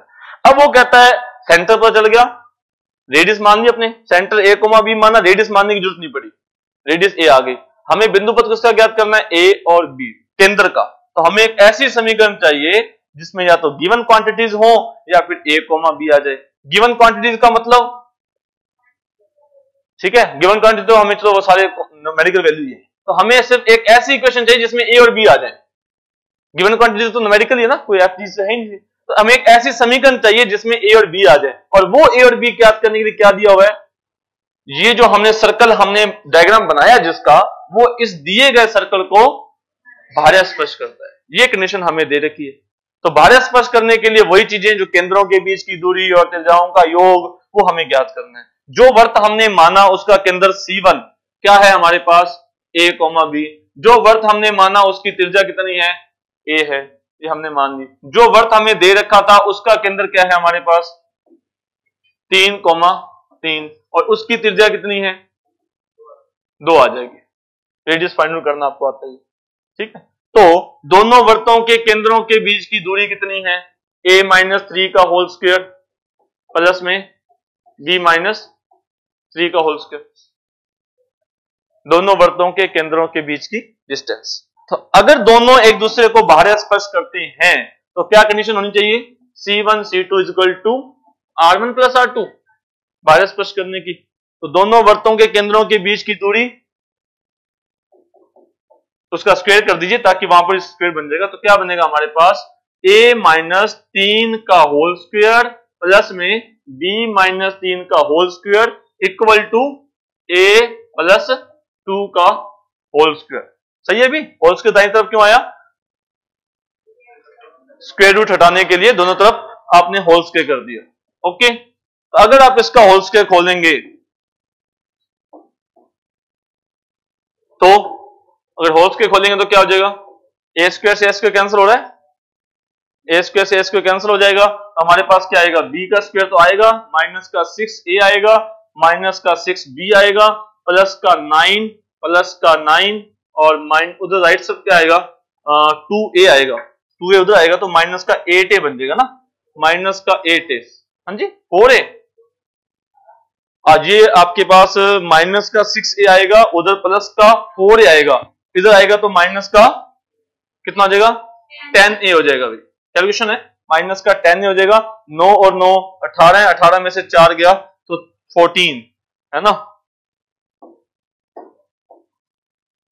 दोबारा लिखता हूं मैं, क्या बनेगा हमारे पास, ए स्क्वायर आएगा, ए स्क्वायर से ए स्क्वायर कैंसिल हो जाएगा, नहीं लिख रहा मैं, बी स्क्वायर आएगा, एक ही बार आएगा, उसके बाद यहां से कितना आएगा, माइनस का 6a, उधर से कितना आएगा, प्लस का 4a, लेकिन इधर आएगा तो कितना बनेगा, माइनस का 10a, यहां से कितना आएगा, माइनस का 6b, यहां से प्लस का 3, प्लस का 9, प्लस का 9, 9 और 9 18, 18 में 4 गया 14 इक्वल टू 0,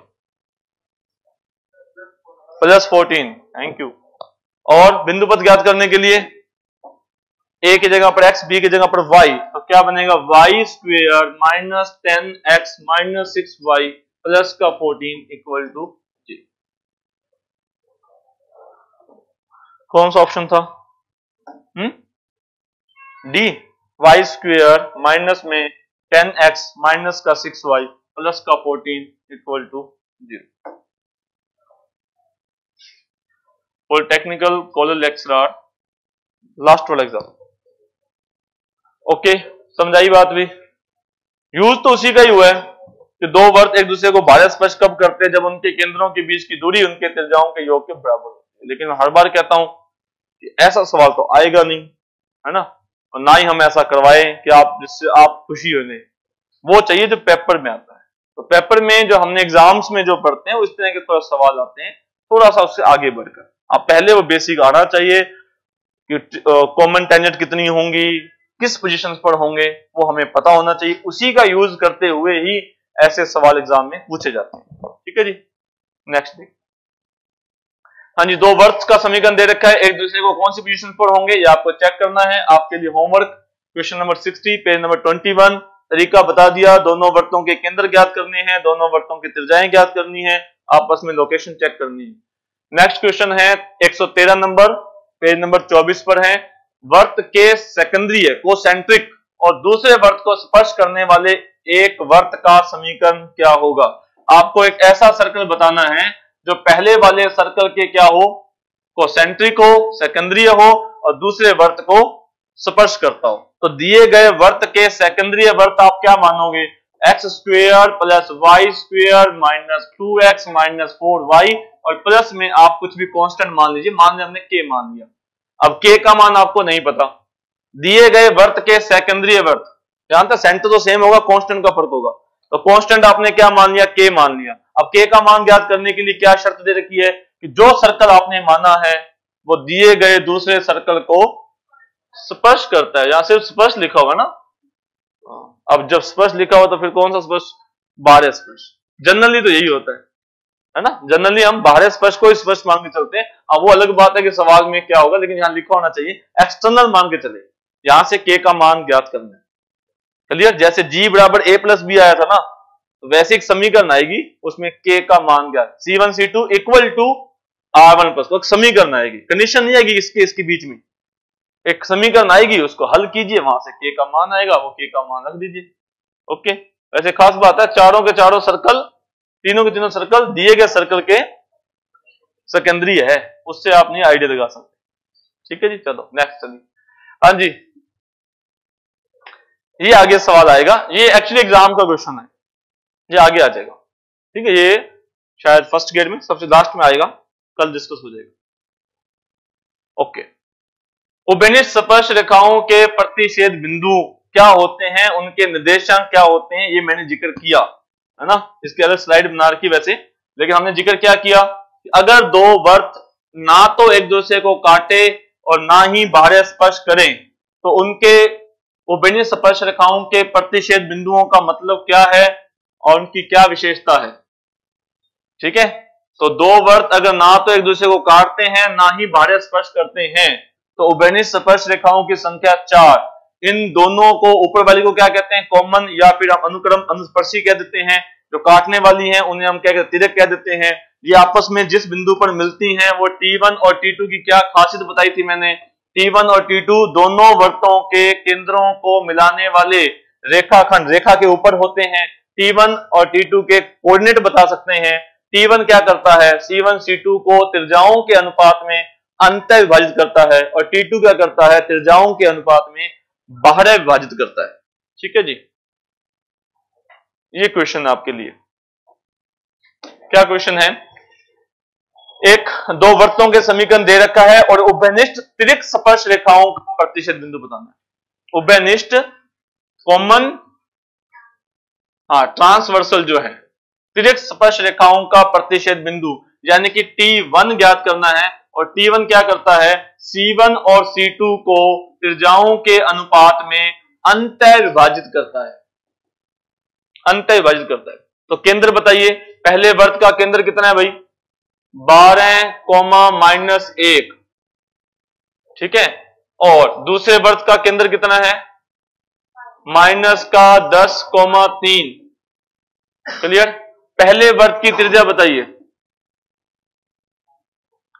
पहले वर्त की त्रिज्या 5, पहले वर्त की त्रिज्या 5, गुड। दूसरे वर्त की त्रिज्या बताइए 15, दूसरे वर्त की त्रिज्या 15, पहले वर्त की त्रिज्या 5, दूसरे वर्त की त्रिज्या 15। तो T1 होगा वो C1 और C2 को 5:15 यानी 1:3 में अंतः विभाजित करने वाला बिंदु है। यानी कि C1 के कोऑर्डिनेट हैं 12, C2 के कोऑर्डिनेट हैं -10, और T1 आपको ज्ञात करना है। T1 जो होगा वो 5:15 यानी कि 1:3 में अंतः विभाजित करने वाला बिंदु है। तो T1 equal to 1 into minus का 10 है ना, 1 इंटू माइनस का 10 प्लस 3 इंटू 12 अपॉन में 1 प्लस 3 और 1 इंटू 3 प्लस में 3 इंटू -1 3 इंटू -1 अपॉन में 1 प्लस 3। तो क्या पॉइंट आता है आपके पास? माइनस का 10, 12 36, 36 में से 10 गया 26, 26/4, 13/2 कोमा 0। तो कौन सा पॉइंट आया? फर्स्ट है बी, 13/2, 0 सेकंड। तो उभयनिष्ठ स्पर्श रेखाओं के जो प्रतिच्छेद बिंदु होते हैं T1 और T2, उसकी क्या प्रॉपर्टीज है उस पर मैंने सवाल बताया। T1 T2 कहां होते हैं? दोनों वृत्तों के केंद्रों को मिलाने वाले रेखाखंड पर होते हैं। दोनों वृत्तों की त्रिज्याओं के अनुपात में विभाजित करते हैं। एक अंतः विभाजित करता है, एक बाह्य विभाजित करता है। एक बात का जो इसमें ख्याल रखना है वो C1 और C2 की पोजीशन है। अगर त्रिज्याओं का अनुपात 5:15 लिखा तो पहले C1 लिखना पड़ेगा, बाद में C2, चेंज मत कर देना। समझिए कि दो वृत्तों के केंद्र, अगर आपने C1 और C2 लिखा है तो रेशियो R1 R2 का है।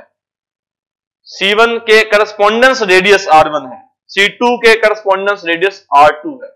तो C1 C2 लिखोगे तो रेडियस R1 R2। रेडियस का रेशियो तो 5:15 या 15:5 कर दिया ना, तो 15:5 करोगे तो फिर C2 C1 होगा, C1 C2 नहीं। तो ये गलती करके तो आंसर गलत आ सकता है। गलत आ जाए कोई बात नहीं, मैच ना कर दे गलत। नेक्स्ट टॉपिक है, दो वर्तों के प्रतिच्छेद बिंदुओं से गुजरने वाले वर्त का समीकरण क्या होगा? दो वर्तों के प्रतिच्छेद बिंदु मतलब अगर दो सर्कल एक दूसरे को इंटरसेक्ट करते हैं, अगर दो सर्कल एक दूसरे को इंटरसेक्ट कर जाते हैं तो कितने बिंदुओं पर इंटरसेक्ट करेंगे? दो बिंदुओं पर, ठीक है।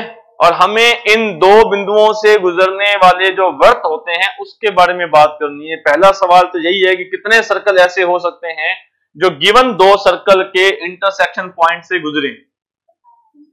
कितने? इनफाइनाइट। अनंत ऐसे बिंदु अनंत ऐसे वर्त होंगे जो ए और बी बिंदुओं से गुजरेंगे। जैसे मान लो मैंने एक सर्कल बनाया है इस तरह से, है ना, ऐसे और भी बन सकते हैं, अनंत बनेंगे। ऐसा अनंत क्यों बनेंगे उसको भी आप बता सकते हैं, ऐसा क्यों? देखिए कितने बनेंगे पहले तो ये पता होना चाहिए, अनंत, ठीक है। अनंत क्यों, इनफाइनाइट क्यों? जितने भी सर्कल बनेंगे उसके लिए ए बी एक जीवा है, ठीक है। अब सही है ना, मैं कह रहा हूं कि अनंत बनेंगे और ऐसे अनंत वर्त बनेंगे जो दो वर्तों के प्रतिच्छेद से गुजरते हैं। या यूं मैं दूसरे शब्दों में यूं कहूं कि ऐसे अनंत वर्त बनेंगे जिसके लिए ए बी एक जीवा होगी, ए बी एक कोड होगी। ऐसा क्यों? इसका जिक्र हमने बिंदु पथ में पहले किया था, थोड़ा सा जिक्र किया था मैंने कि मान लीजिए एक सर्कल है, मैं एक जीवा है इसकी, ये एक ए बी जीवा है, ठीक है। अब ए बी जीवा हो ऐसे कितने वर्त बन सकते हैं? ठीक है, दो बिंदुओं से एक सवाल था, बिंदु पथ में हमने सवाल जिक्र किया था। ये मान इसका सेंटर है और ये एक रेखा है, क्लियर। तो इस केंद्र की इनसे दूरियां समान है, ठीक है। तो इस बिंदु को जिसकी दूरी समान, इसको केंद्र मानकर आपने जो त्रिज्या है इसको त्रिज्या मानकर एक वर्त बनाया जो ए बी से गुजर रहा है, ठीक है। अब आप यहां केंद्र मान लीजिए एक C2, C2 एक केंद्र है और C2 की A से दूरी और C2 की B से दूरी क्या है? समान, लंब समद्विभाजक समान है। तो C2 को केंद्र मानकर और इस समान त्रिज्या को, इसको समान दूरी को त्रिज्या मानकर जो वर्त बनाएंगे, क्या वो A और B से गुजरेगा? 101% A और B से गुजरेगा। वो एक्स, यानी कि इसको केंद्र मान कर जो वर्त बनाया जाएगा वो भी ए और बी से गुजरेगा। तो कितने केंद्र माने जा सकते हैं? ए बी के रेखाखंड का हर बिंदु केंद्र माना जा सकता है। हर बिंदु को केंद्र मान लीजिए और जो दूरी है ए और बी से उसको त्रिज्या मान लीजिए, वर्त बनाएंगे तो वो ए बी से जरूर गुजरेगा। और ए बी क्या चीज है? अब मान लो ए बी मैं कहता हूं ये दो सर्कल की इंटरसेक्टिंग वाली लाइन है, कह सकता हूं ए बी लेंथ आनी चाहिए। ए बी लेंथ कहां से आई है? वो दो सर्कल के इंटरसेक्शन से आई है, बस इतनी की बात ही है।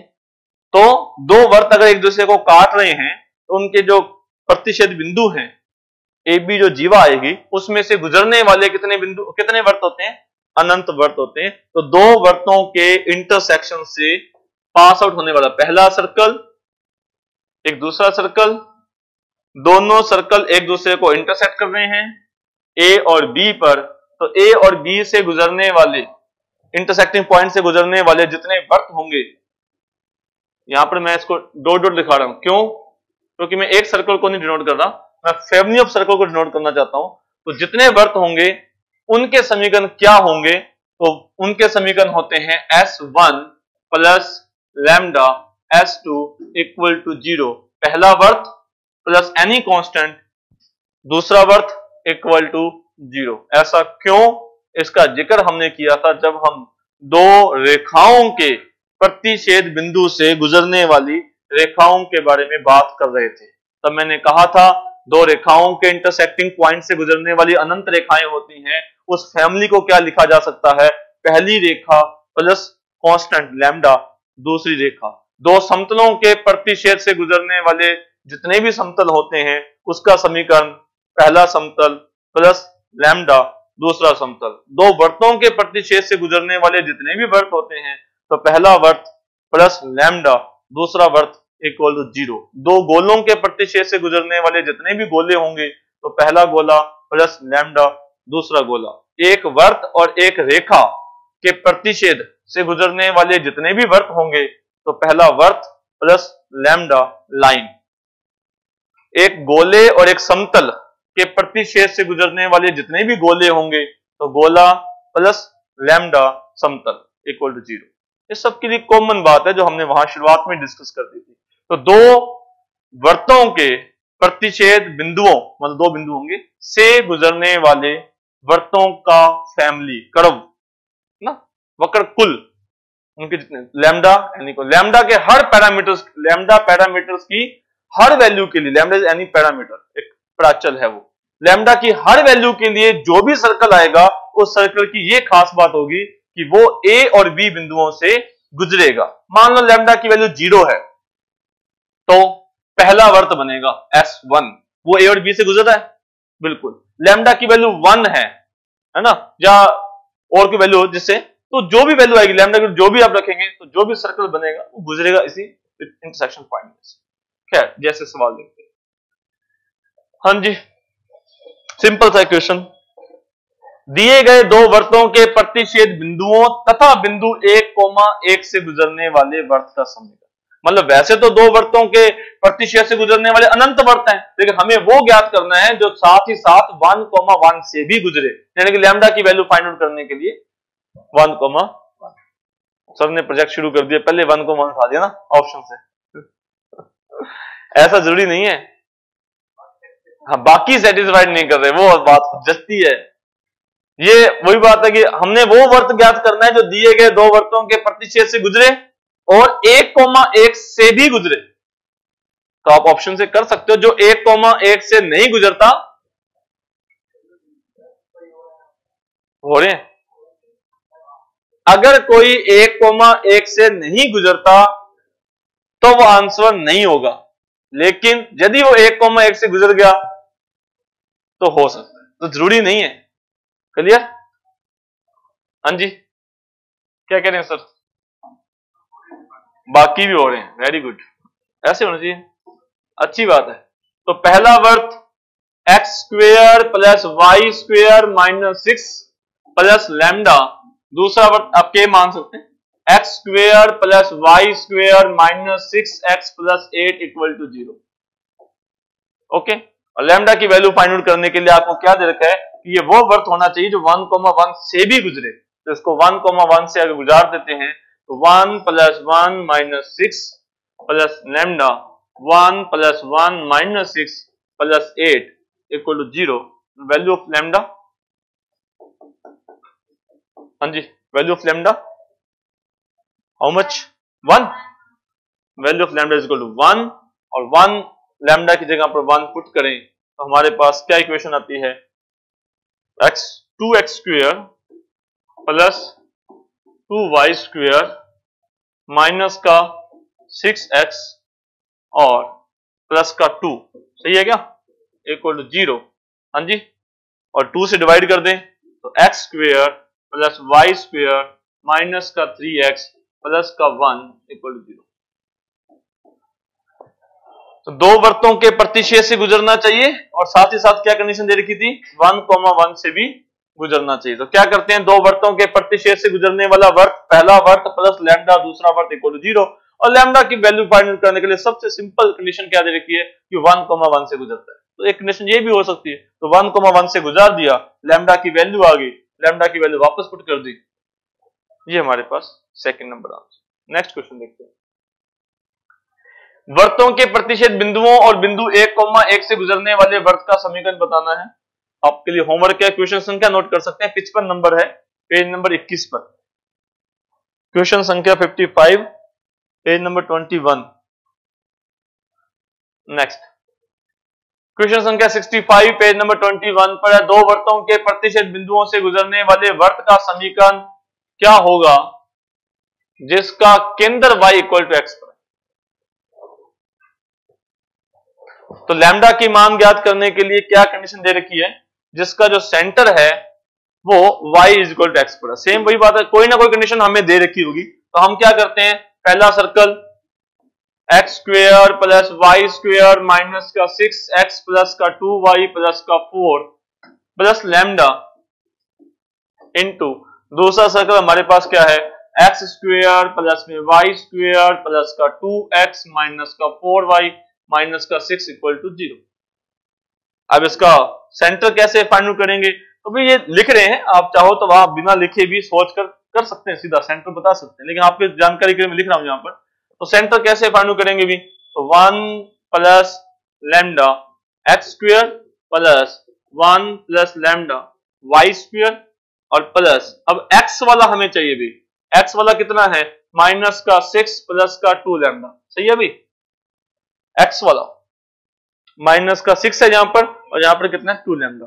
ओके, y वाला कितना है हमारे पास, y वाला 2 माइनस का 4 लैम्डा। ओके, कांस्टेंट जिसकी आवश्यकता नहीं है लेकिन फिर भी लिख देते हैं, कांस्टेंट कितना आएगा, प्लस का 4 माइनस का 6 लैम्डा इक्वल टू 0। ये वो सर्कल है जो दिए गए दोनों सर्कल के इंटरसेक्शन से गुजर रहा है। लैम्डा की वैल्यू कुछ भी हो सकती है, x वाले x² वाले कॉमन कर लिए, y² वाले कॉमन कर लिए, x वाले कॉमन ले लिए, y वाला कॉमन ले लिया, कांस्टेंट कॉमन ले लिया, ठीक है। अब जो मैंने सर्कल माना है इसका सेंटर कौन बताएगा, जो आपने लिखा है थर्ड नंबर इक्वेशन कह सकते हैं, हाँ जी, इसका सेंटर क्या है,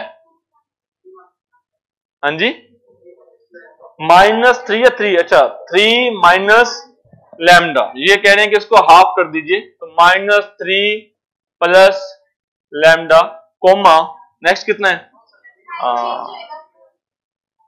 साइन चेंज होगा, चलिए और भी गलती है अभी, चलो कोई बात नहीं, ये साइन चेंज कर रहे हैं, हाँ अभी भाग भी होगा, अब याद आ रहा है, धीरे धीरे याद आ रहा है ना कि साइन चेंज होना है, भाग देना है। अरे भाई ये भूल गए क्या 1 प्लस लैम्डा स्क्वायर को, 1 प्लस लैम्डा को, ऐसे करोगे तो गलती होगा और वहां भी गलत मिलेगा। सर्कल की इक्वेशन में 1 प्लस लैम्डा का डिवाइड होगा, एक्स के साथ क्या लिखा हुआ है 1 प्लस लैम्डा, ठीक है, और फिर हाफ भी करना है और साइन भी चेंज करना है। तो एक्स वाले के साथ क्या लिखा हुआ था, माइनस का 6 प्लस का 2 लैम्डा, हाफ कर दीजिए तो कितना बन जाएगा 3 माइनस लैम्डा, साइन भी चेंज कर दिया मैंने, तो 3 माइनस लैम्डा भी आएगा, अपॉन में 1 प्लस लैम्डा भी आएगा। तो सेंटर क्या बनेगा भाई,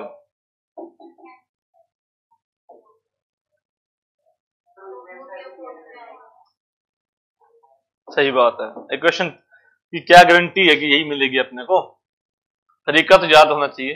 हाँ जी, तो भी x वाले कोफिशिएंट का हाफ करना है, साइन चेंज करनी है, लेकिन ये भी ध्यान रखें कि x के साथ 1 प्लस लैम्डा है तो उसका डिवाइड भी करेंगे, तो हमारे पास सेंटर ये आएगा, साइन चेंज करेंगे तो 3 माइनस लैम्डा अपॉन में 1 plus lambda comma minus 1 plus 2 lambda upon में 1 प्लस, आई एम राइट?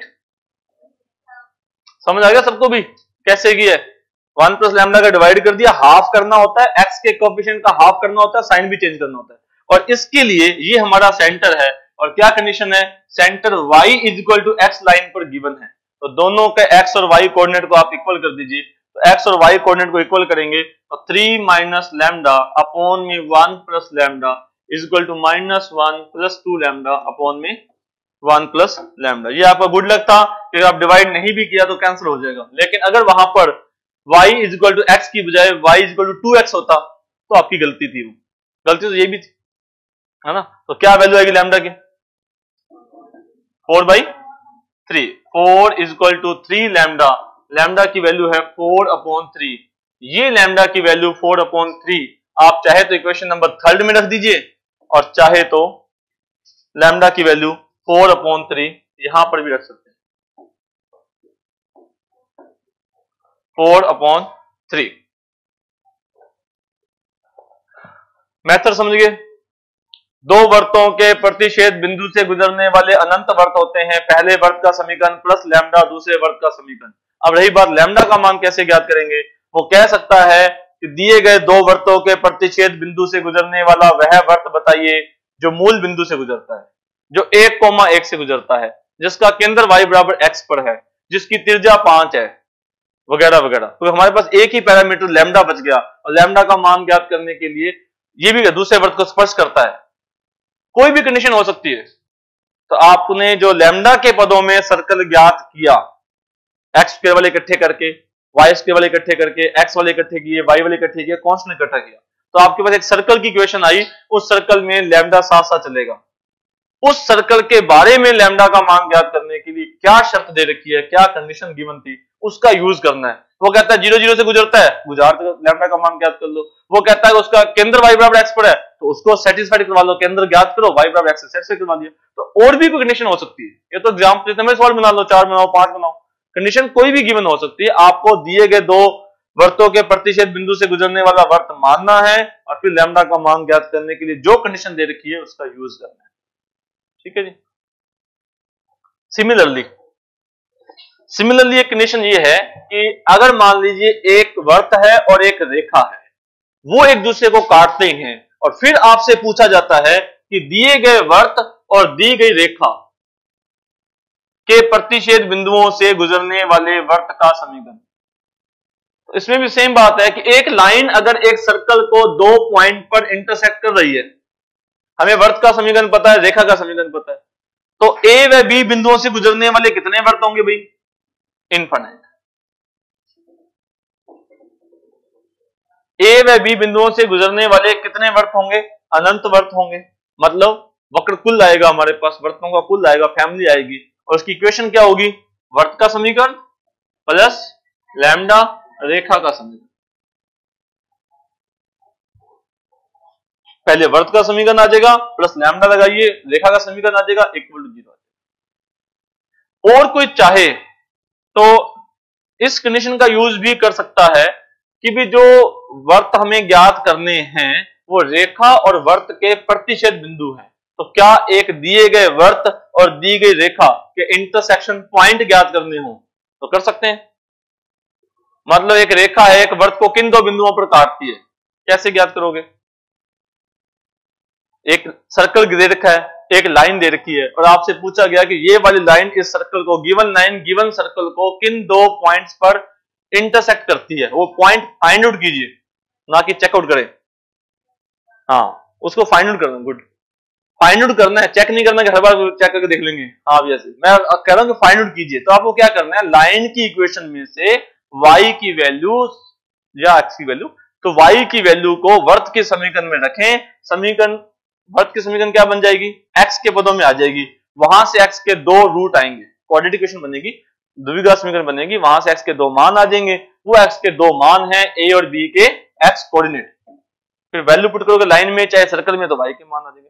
तो पता होना चाहिए ये भी कि इंटरसेक्शन पॉइंट भी ज्ञात किए जा सकते हैं, लेकिन जनरल तरीका यही है कि मान लो एक रेखा एक वर्त है तो उनके इंटरसेक्शन पॉइंट से गुजरने वाले कितने सर्कल होंगे, इनफाइनाइट सर्कल होंगे। लैम्डा की मान ज्ञात करने के लिए कोई ना कोई कंडीशन आपको दे रखी होगी, और उसमें से एक इंपॉर्टेंट कंडीशन है जो एग्जाम में जनरली क्वेश्चन बनते हैं, वो हम डिस्कस करेंगे आगे क्या है, लेकिन उससे पहले एक कॉमन क्वेश्चन।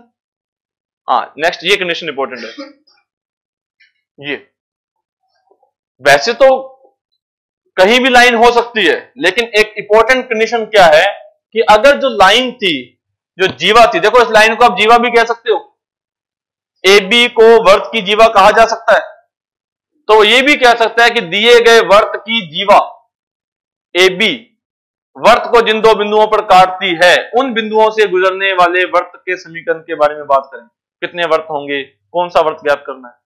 ए बी को जीवा भी बोल सकता है, ए बी जीवा ही है, काट रही है तो जीवा है उसकी, ठीक है। लेकिन अब जो पर्टिकुलर केस है जिसका एग्जाम में और कई किताबों में आपको रूटीन में क्वेश्चन मिलेगा, वो ये है कि जीवा को व्यास मानकर खींचा गया वर्त क्या होगा। देखिए एक सर्कल है और ये उसकी एक जीवा है ए बी, ए बी से गुजरने वाले वर्त का समीकरण तो हम लिख सकते हैं एस, मतलब वर्त का समीकरण। मान लीजिए वर्त का समीकरण को मैंने किससे शो कर रहा हूं, एस इक्वलेंट टू 0, ये वर्त का समीकरण है। लाइन के समीकरण को किससे शो कर रहा हूं, एल इक्वलेंट टू 0। तो ए बी से गुजरने वाले जो वर्त होंगे उनका समीकरण ज्ञात किया जा सकता है, और कितने वर्त होंगे, अनंत वर्त होंगे। S plus lambda L equal to 0। अब लैम्डा का मान ज्ञात करने के लिए, पैरामीटर की वैल्यू ज्ञात करने के लिए कंडीशन सवाल में दे रखी है। सवाल में यह है कि ए बी को व्यास मानकर बनाए गए वर्त बताइए। तो अगर आप ए बी को व्यास मानकर बनाया गया वर्त बताइए, एक वर्त बनेगा। तो हम ए बी को व्यास अगर मान लेते हैं तो जिस सर्कल के बारे में आपसे वो बात कर रहा है उस सर्कल के अंदर लैम्डा का मान ज्ञात करने के लिए कंडीशन ये है कि उस सर्कल का सेंटर कहां होगा, ए बी लाइन पर होगा। तो लैम्डा का मान ज्ञात करने के लिए जो कंडीशन है ना, वो सवाल के अंदर ही है। क्या कहा था कि आप एक वर्त की एक जीवा, यानी कि रेखा और जीवा का इंटरसेक्शन तो हो ही गया, लेकिन वो जीवा को व्यास माना है आपने। देखिए वैसे तो अगर मैं ए बी जीवा, जैसे ये सर्कल है और ये ए बी है, तो भाई ऐसे तो बहुत सारे वर्त, ये भी वर्त बन सकता था, इसमें व्यास नहीं है। ऐसा और भी बन सकता था, इसमें व्यास नहीं है। ऐसे बहुत सारे वर्त होते हैं, तो उसकी कोई ना कोई और कंडीशन गिवन होगी लैम्डा का मान ज्ञात करने के लिए। लेकिन यहां पर लैम्डा का मान ज्ञात करने के लिए यह कहा गया है कि इस जीवा को आप व्यास माने। तो ऐसा एक सर्कल होगा और उसका लैम्डा का मान ज्ञात करने के लिए क्या कंडीशन है कि लैम्डा किस इक्वेशन को सेटिस्फाइड करेगा, मतलब सेंटर, उस सर्कल का जो सेंटर किस इक्वेशन को सेटिस्फाई करेगा, गिवन जीवा, जो जीवा आपको दे रखी है गिवन लाइन, उसकी इक्वेशन को सेटिस्फाइड करेगा। इसका सवाल आपको हर अच्छी किताब में मिलेगा। जो भी किताब उठाओगे, चाहे 11-12 की अच्छी बुक उठा लो, चाहे IIT JPH उठा लो, चाहे एरनलेस किताब आती है वो उठा लीजिए, है ना, जानते हो एरनलेस, और भी चलो क्या नाम सुने, अच्छी बात है। जो भी अच्छी किताब उठाओगे उसमें ऐसा सवाल आपको हर हालात में मिलेगा। रूटीन का क्वेश्चन है ये। क्या क्वेश्चन है, देखो, यदि y इक्वल टू 2x वर्त की एक जीवा है तो इस जीवा को व्यास मानकर खींचे गए वर्त का समीकरण बताइए। अब ऑप्शन से जिसके दिमाग में क्लिक कर रही बात, तो ऑप्शन से भी क्लिक कर सकती है कि जो भी ऑप्शन आप उठाओगे उसका सेंटर कहां होना चाहिए, y इक्वल टू 2x पर होना चाहिए, है ना, ये बात श्योर है। लेकिन ये एग्जैक्टली एक आंसर नहीं देगा। y equal to 2x line के लिए एग्जैक्टली एक आंसर नहीं मिलेगा आपको, ना।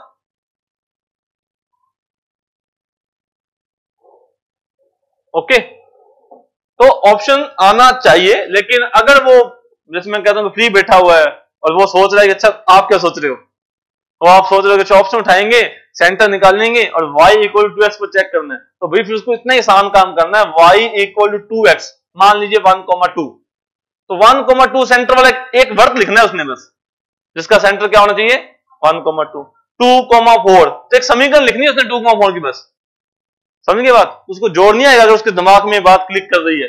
हाँ, अगर वो अपने सब भाई बंधु है, प्रश्न उतारा, ऊपर 4 ऑप्शन उतारे, चल तो अलग बात है। लेकिन अगर वो खुरापाती है और सोच रहा है कि भैया आप ये सोच सकते हो कि भैया सेंटर से गुजार कर, तो फिर बनाना कोई बड़ी बात नहीं है, इसके लिए बना देगा वो। ठीक है, जैसे पहले का सेंटर क्या है अभी, लो बना ही रखा है, खुरापाती तो है ही है। क्या है इसका सेंटर? वैसे थोड़ा फर्क है, क्या है, 1 2 -1 2, वेरी गुड, -1 माइंड इक्वेशन को सेटिस्फाई करता है, y को 2x को करता है। दूसरे का सेंटर क्या है, 1 2, सेटिस्फाई करता है, कर रहा है। तीसरे का अपोजिट साइन होगा तो कैसे करेगा, चेक करने नहीं करेगा। तीसरे चौथे का तो नहीं करता। अगर y और x में एक नेगेटिव है और एक पॉजिटिव है तो नहीं करेगा। चलो जी 50-50 पर आ गए, 50-50 पर आ गए। अब इन दोनों में से कौन सा सही है? तो ये सिर्फ मैं बार बार कहता हूं, आना चाहिए। मैं ये नहीं कहता कि, लेकिन इससे सारे सवाल हल होने वाले नहीं है कि कोई ये सोचे कि यार बिना मैथ पढ़े और ये तरीका ठीक है और चल जाएगा। तो आई एम सॉरी, मुझे लगता नहीं कि जिस हिसाब से कॉम्पिटिशन एग्जाम से, लगता नहीं कि आपका सिलेक्शन इस तरह से हो जाएगा। मैथ्स के बिना बच नहीं सकते मैथ्स से। वो तो ये तरीका कि नहीं हो रहा तो क्या करें, या शॉर्ट कौन सा हो रहा है तब क्या करें, है ना? तब कोई ऑप्शन देखो।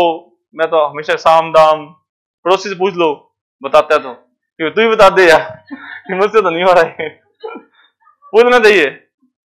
मैंने तो कहा है, मैं बहुत बार कहता हूँ कि श्री कृष्ण जी ने महाभारत में हमें सिखा दिया था कि युद्ध के मैदान में सब जायज है ना?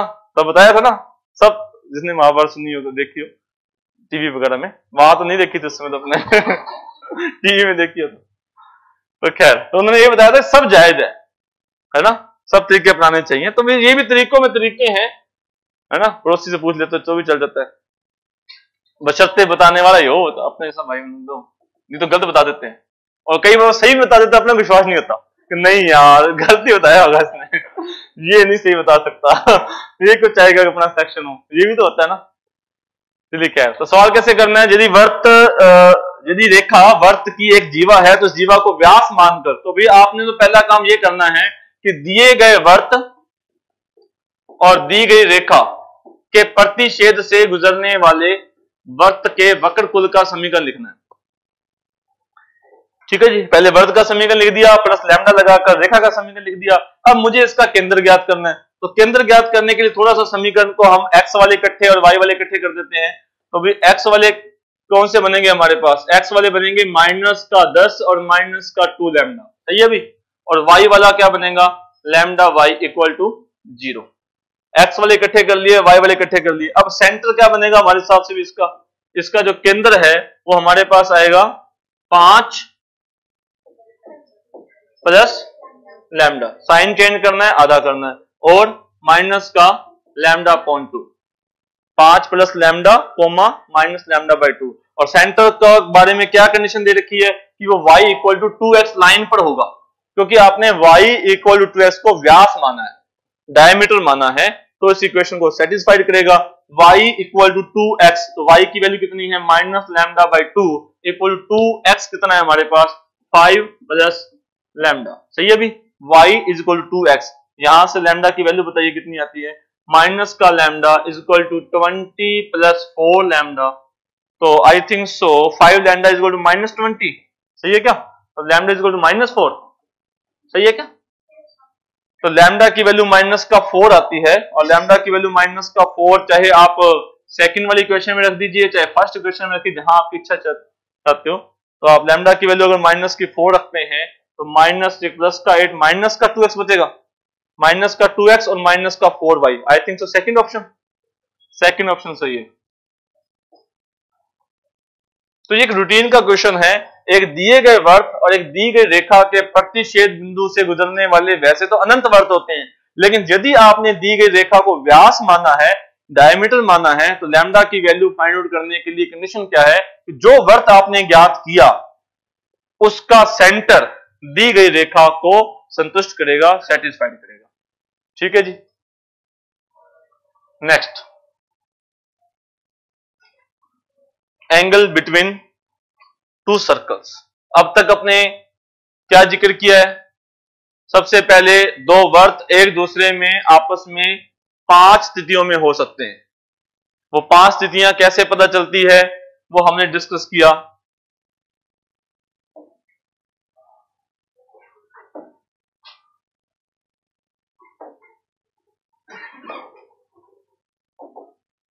ओके, देखें तो वो 5 स्थितियों के बारे में आपको सबसे पहले हमने डिस्कस किया भाई। वो 5 स्थितियों में अगर दोनों वर्तों के केंद्रों के बीच की दूरी उनके त्रिज्याओं के योग से अधिक है तो ना तो काटेंगे ना ही टच करेंगे, और कितनी स्पर्श रेखाएं होंगी? 4 स्पर्श रेखाएं होंगी। दूसरी स्थिति में दोनों वर्तों के केंद्रों के बीच की दूरी उनके त्रिज्याओं के योग के बराबर है तो 12 स्पर्श करेंगे। स्पर्श रेखाएं कितनी होंगी? 3। तीसरी स्थिति में केंद्रों के बीच की दूरी त्रिज्याओं के योग से कम है लेकिन त्रिज्याओं के अंतर से ज्यादा है, तो स्थिति में क्या होंगे? एक दूसरे को काटेंगे। स्पर्श रेखाएं कितनी होंगी? 2। त्रिज्याओं केंद्रों के बीच की दूरी त्रिज्याओं के अंतर के इक्वल हैं, तो स्थिति में क्या होगा? एक दूसरे को अंत्य स्पर्श करेंगे और त्रिज्याओं के अंतर से भी कम है, तो उस स्थिति में क्या होंगे? एक वर्त दूसरे वर्त को अंतर्निहित करेगा, एक सर्कल दूसरे सर्कल के अंदर होगा। स्पर्श रेखाओं की संख्या पहली स्थिति में 4, फिर 3, फिर 2, फिर 1 और लास्ट में 0। और क्या पता होना चाहिए? वो है प्रतिच्छेद बिंदु के निर्देशांक T1 और T2 कहां होते हैं और उसके कोऑर्डिनेट कैसे फाइंड आउट करते हैं। ये आपका फर्स्ट टॉपिक था। सेकंड टॉपिक हमने जो डिस्कस किया है वो है दो वर्तों के प्रतिच्छेद से गुजरने वाले वर्त का वक्र कुल। दो वर्त अगर एक दूसरे को इंटरसेक्ट करते हैं तो उनके इंटरसेक्शन पॉइंट से गुजरने वाले कितने सर्कल होते हैं? इनफाइनाइट। ठीक है, और नेक्स्ट हमने क्या डिस्कस किया? एक सर्कल और एक लाइन के इंटरसेक्शन से गुजरने वाले कितने सर्कल होते हैं? इनफाइनाइट। और लैम्डा का मान ज्ञात करने के लिए कोई ना कोई शर्त आपको दे रखी होती है। टॉपिक तो हमने इतने डिस्कस किए है ना, और कुछ किया? एक वो तो सवाल है, हमने हेडिंग बना दी आपके लिए एक्स्ट्रा से, वो तो इसका सवाल है, वो तो इसका क्वेश्चन है। ओके जी, नेक्स्ट हमारा टॉपिक है एंगल बिटवीन टू सर्कल्स। अगर दो कर्व्स एक दूसरे को इंटरसेक्ट करते हैं, एप्लीकेशन ऑफ डेरिवेटिव जब हम पढ़ेंगे है ना, डेरिवेटिव्स की एप्लीकेशन, तो उसमें हम 5-6 प्रकार की एप्लीकेशंस पढ़ते हैं, जिसमें इंक्रीजिंग डिक्रीजिंग फंक्शन इंपॉर्टेंट है, टेंजेंट्स एंड नॉर्मल वो इंपॉर्टेंट है, maxima and minima of one variable function important है। 3 टॉपिक तो बाय नेम अपने सिलेबस में मेंशन है।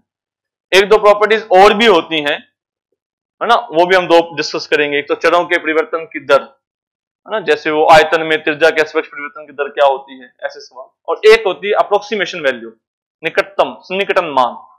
तो 5 तरह की एप्लीकेशन 12वीं क्लास के अंदर बच्चा पढ़ता है। तो उन्हीं एप्लीकेशनों में से एक एप्लीकेशन है एंगल बिटवीन टू कर्व्स, वहां पर भी हम डिस्कस करेंगे डेरिवेटिव की सहायता से। तो यहां पर हमारे पास जो कर्व है वो सर्कल है, लेकिन वहां पर एनी कर्व हो सकता है। तो डेफिनेशन क्या है, मैं तो सिर्फ वहां से जिक्र कर रहा था कि अगर दो कर्व के बीच का कोण ज्ञात करना है, मान लो जो सर्कल है, जो 2 कर्व है, any 2 curves, may be circle may be any 2 curves, अगर वो आपस में इंटरसेक्ट करते हैं तो जिस पॉइंट पर इंटरसेक्ट कर रहे हैं उन दोनों बिंदुओं पर, उस बिंदु पर दोनों कर्व की जो स्पर्श रेखाएं हैं उनके बीच का जो कोण होता है वो उन दोनों वक्र का कोण कहलाता है। Angle between to curves, 2 curves के बीच का एंगल, 2 वक्र के बीच का कोण की परिभाषा क्या है?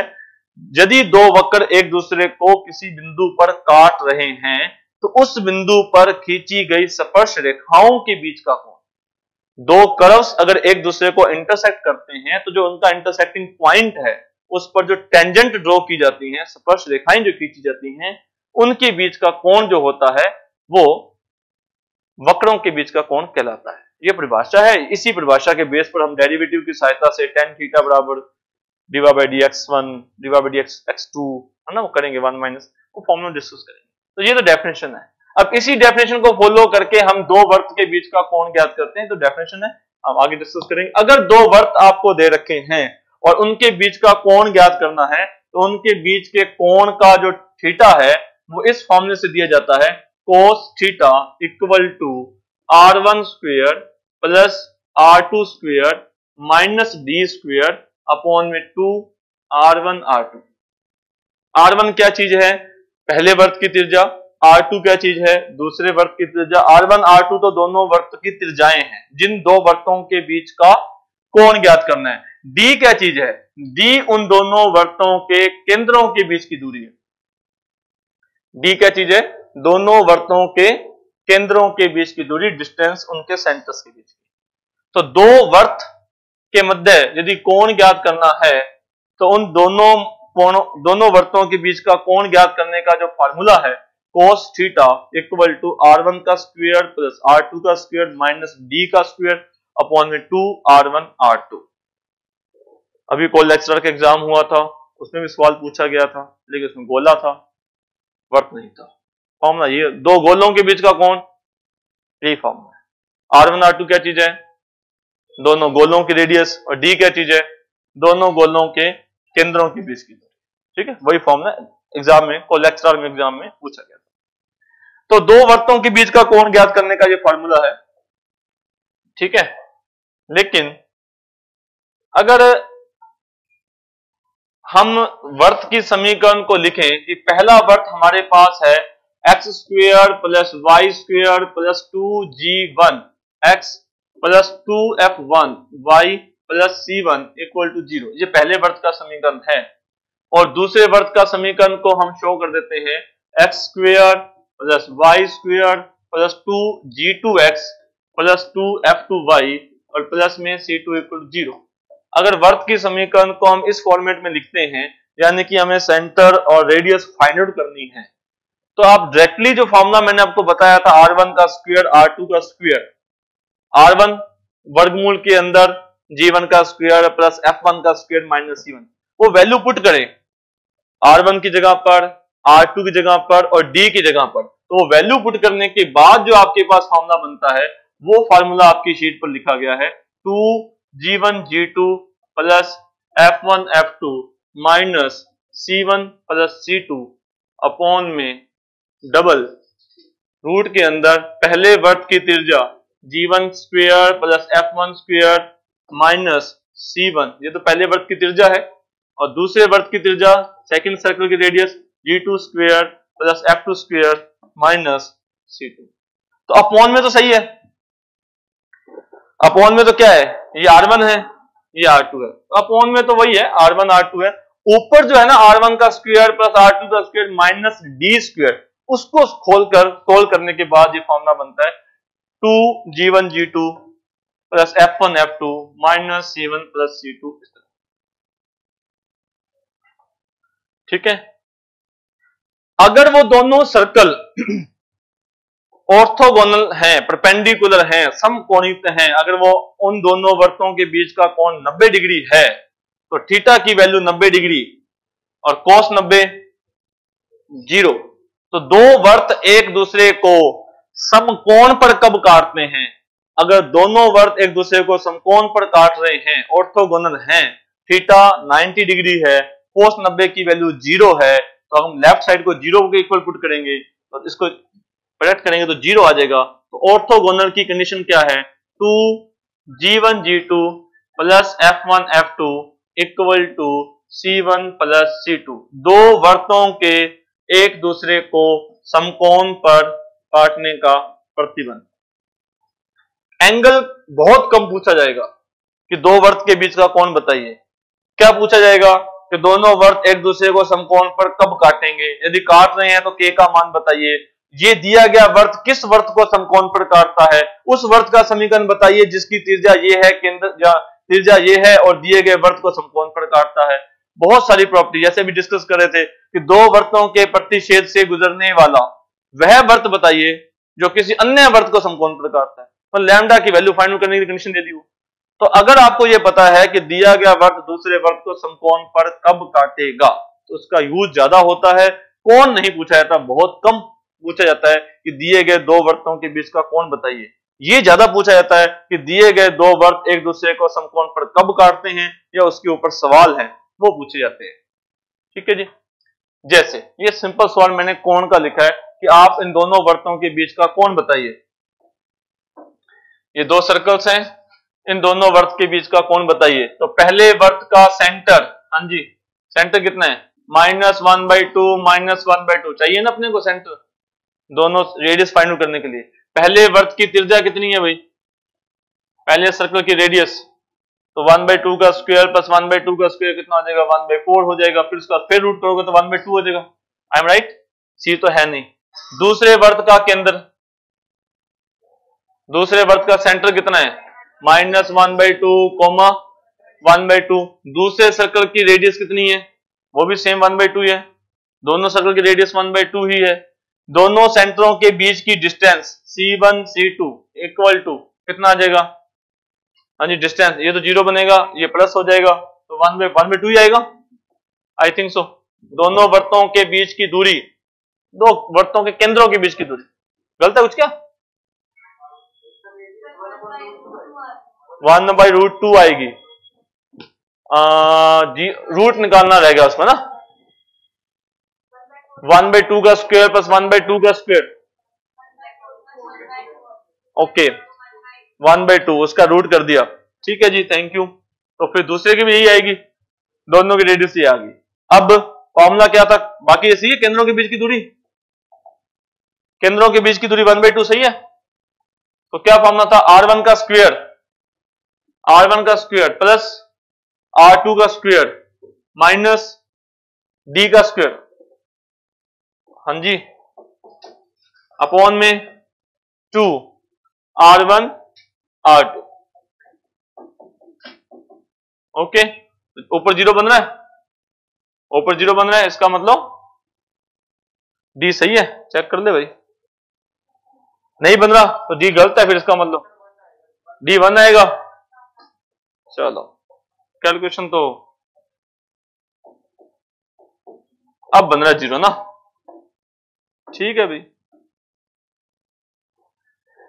और कैलकुलेशन आप मुझसे करवाते हो तो गलत बात ही है, लिहाज होना चाहिए आपको, खुद करते नहीं हो, कुछ तो करते हैं। इससे यही शिक्षा मिलती है, कैलकुलेशन कम करोगे गलतियां होंगी। मैं बहुत कम कैलकुलेशन करता हूं, आदत छूट गई, अब एग्जाम कहां होते हैं, कितनी तैयारी करते हैं, ठीक है। तो R1 square plus R2 square minus D square upon 2 R1 R2, ठीक है। और देखते हैं, हाँ जी इनके बीच के एंगल बताना है, दो सर्कल्स आपको दे रखे हैं, प्रतिच्छेदन कोण बताइए। R1 का स्क्वायर प्लस R2 का square minus D square upon 2 R1 R2 का फॉर्मूला लगाना है, करना है। Question number 54 page number 21। लंब कोणीयता का क्या प्रतिबंध है, वो इंपॉर्टेंट बात है जो मैंने आपको लिखवा दिया कि दो सर्कल एक दूसरे के परपेंडिकुलर कब होते हैं, लंब कोणीयता का क्या प्रतिबंध है, 2G1 G2 plus F1 F2 equal to C1 plus C2। ये इंपॉर्टेंट कंडीशन है, इस पर बहुत सारे सवाल हैं। देखें टीजीटी परीक्षा 2005 का सवाल है, equation of the circle which passes through the origin and cuts orthogonally each of the circle is. एक ऐसा सर्कल ज्ञात करना है, जब आप सर्कल की इक्वेशन लिखते हैं जनरल इक्वेशन, तो कितने पैरामीटर होते हैं, 3 parameter, x square plus y square plus 2gx plus 2fy plus c। तो g, f और c 3 पैरामीटर्स हैं, 3 कंडीशन चाहिए। पहली condition which passes through origin, c का मान 0, जैसे पता चला कि वो ओरिजिन से पास करता है, c का मान 0 हो गया। अब क्या बच गया, g और f, और g और f ज्ञात करने के लिए वो पहले सर्कल के भी ऑर्थोगोनल है, तो 2G1 G2 plus F1 F2 बराबर C1 प्लस C2 से एक कंडीशन आएगी, फिर दूसरे के ऑर्थोगोनल है, फिर वही कंडीशन, कौन सी कंडीशन, ये वाली कंडीशन, ठीक है। तो जो सर्कल दे रखा है वहां से आप मान देखो, G का, F का, C1 का, G1 F1 C1, दूसरे सर्कल से G2 F2 C2, और किसके ऑर्थोगोनल है उसके अंदर आपने क्या माना, G, F और C 0 है। समझ रहे हो बात को कि नहीं समझाया? कल हम यहीं से टॉपिक स्टार्ट करेंगे, लेकिन फिर भी आपके लिए ये होमवर्क्स हैं कि आप इसको ट्राई जरूर करें। Question number 41 page number 36, next question number 77 page number 22, ठीक है जी। Next question number 134, page number 25। Okay, next question number 51, question number 26। यदि समान त्रिज्या ए के दो वृत्त हैं जिनके केंद्र एक दूसरे को लंबकोणीय काटते हैं तो ए का मान बताइए।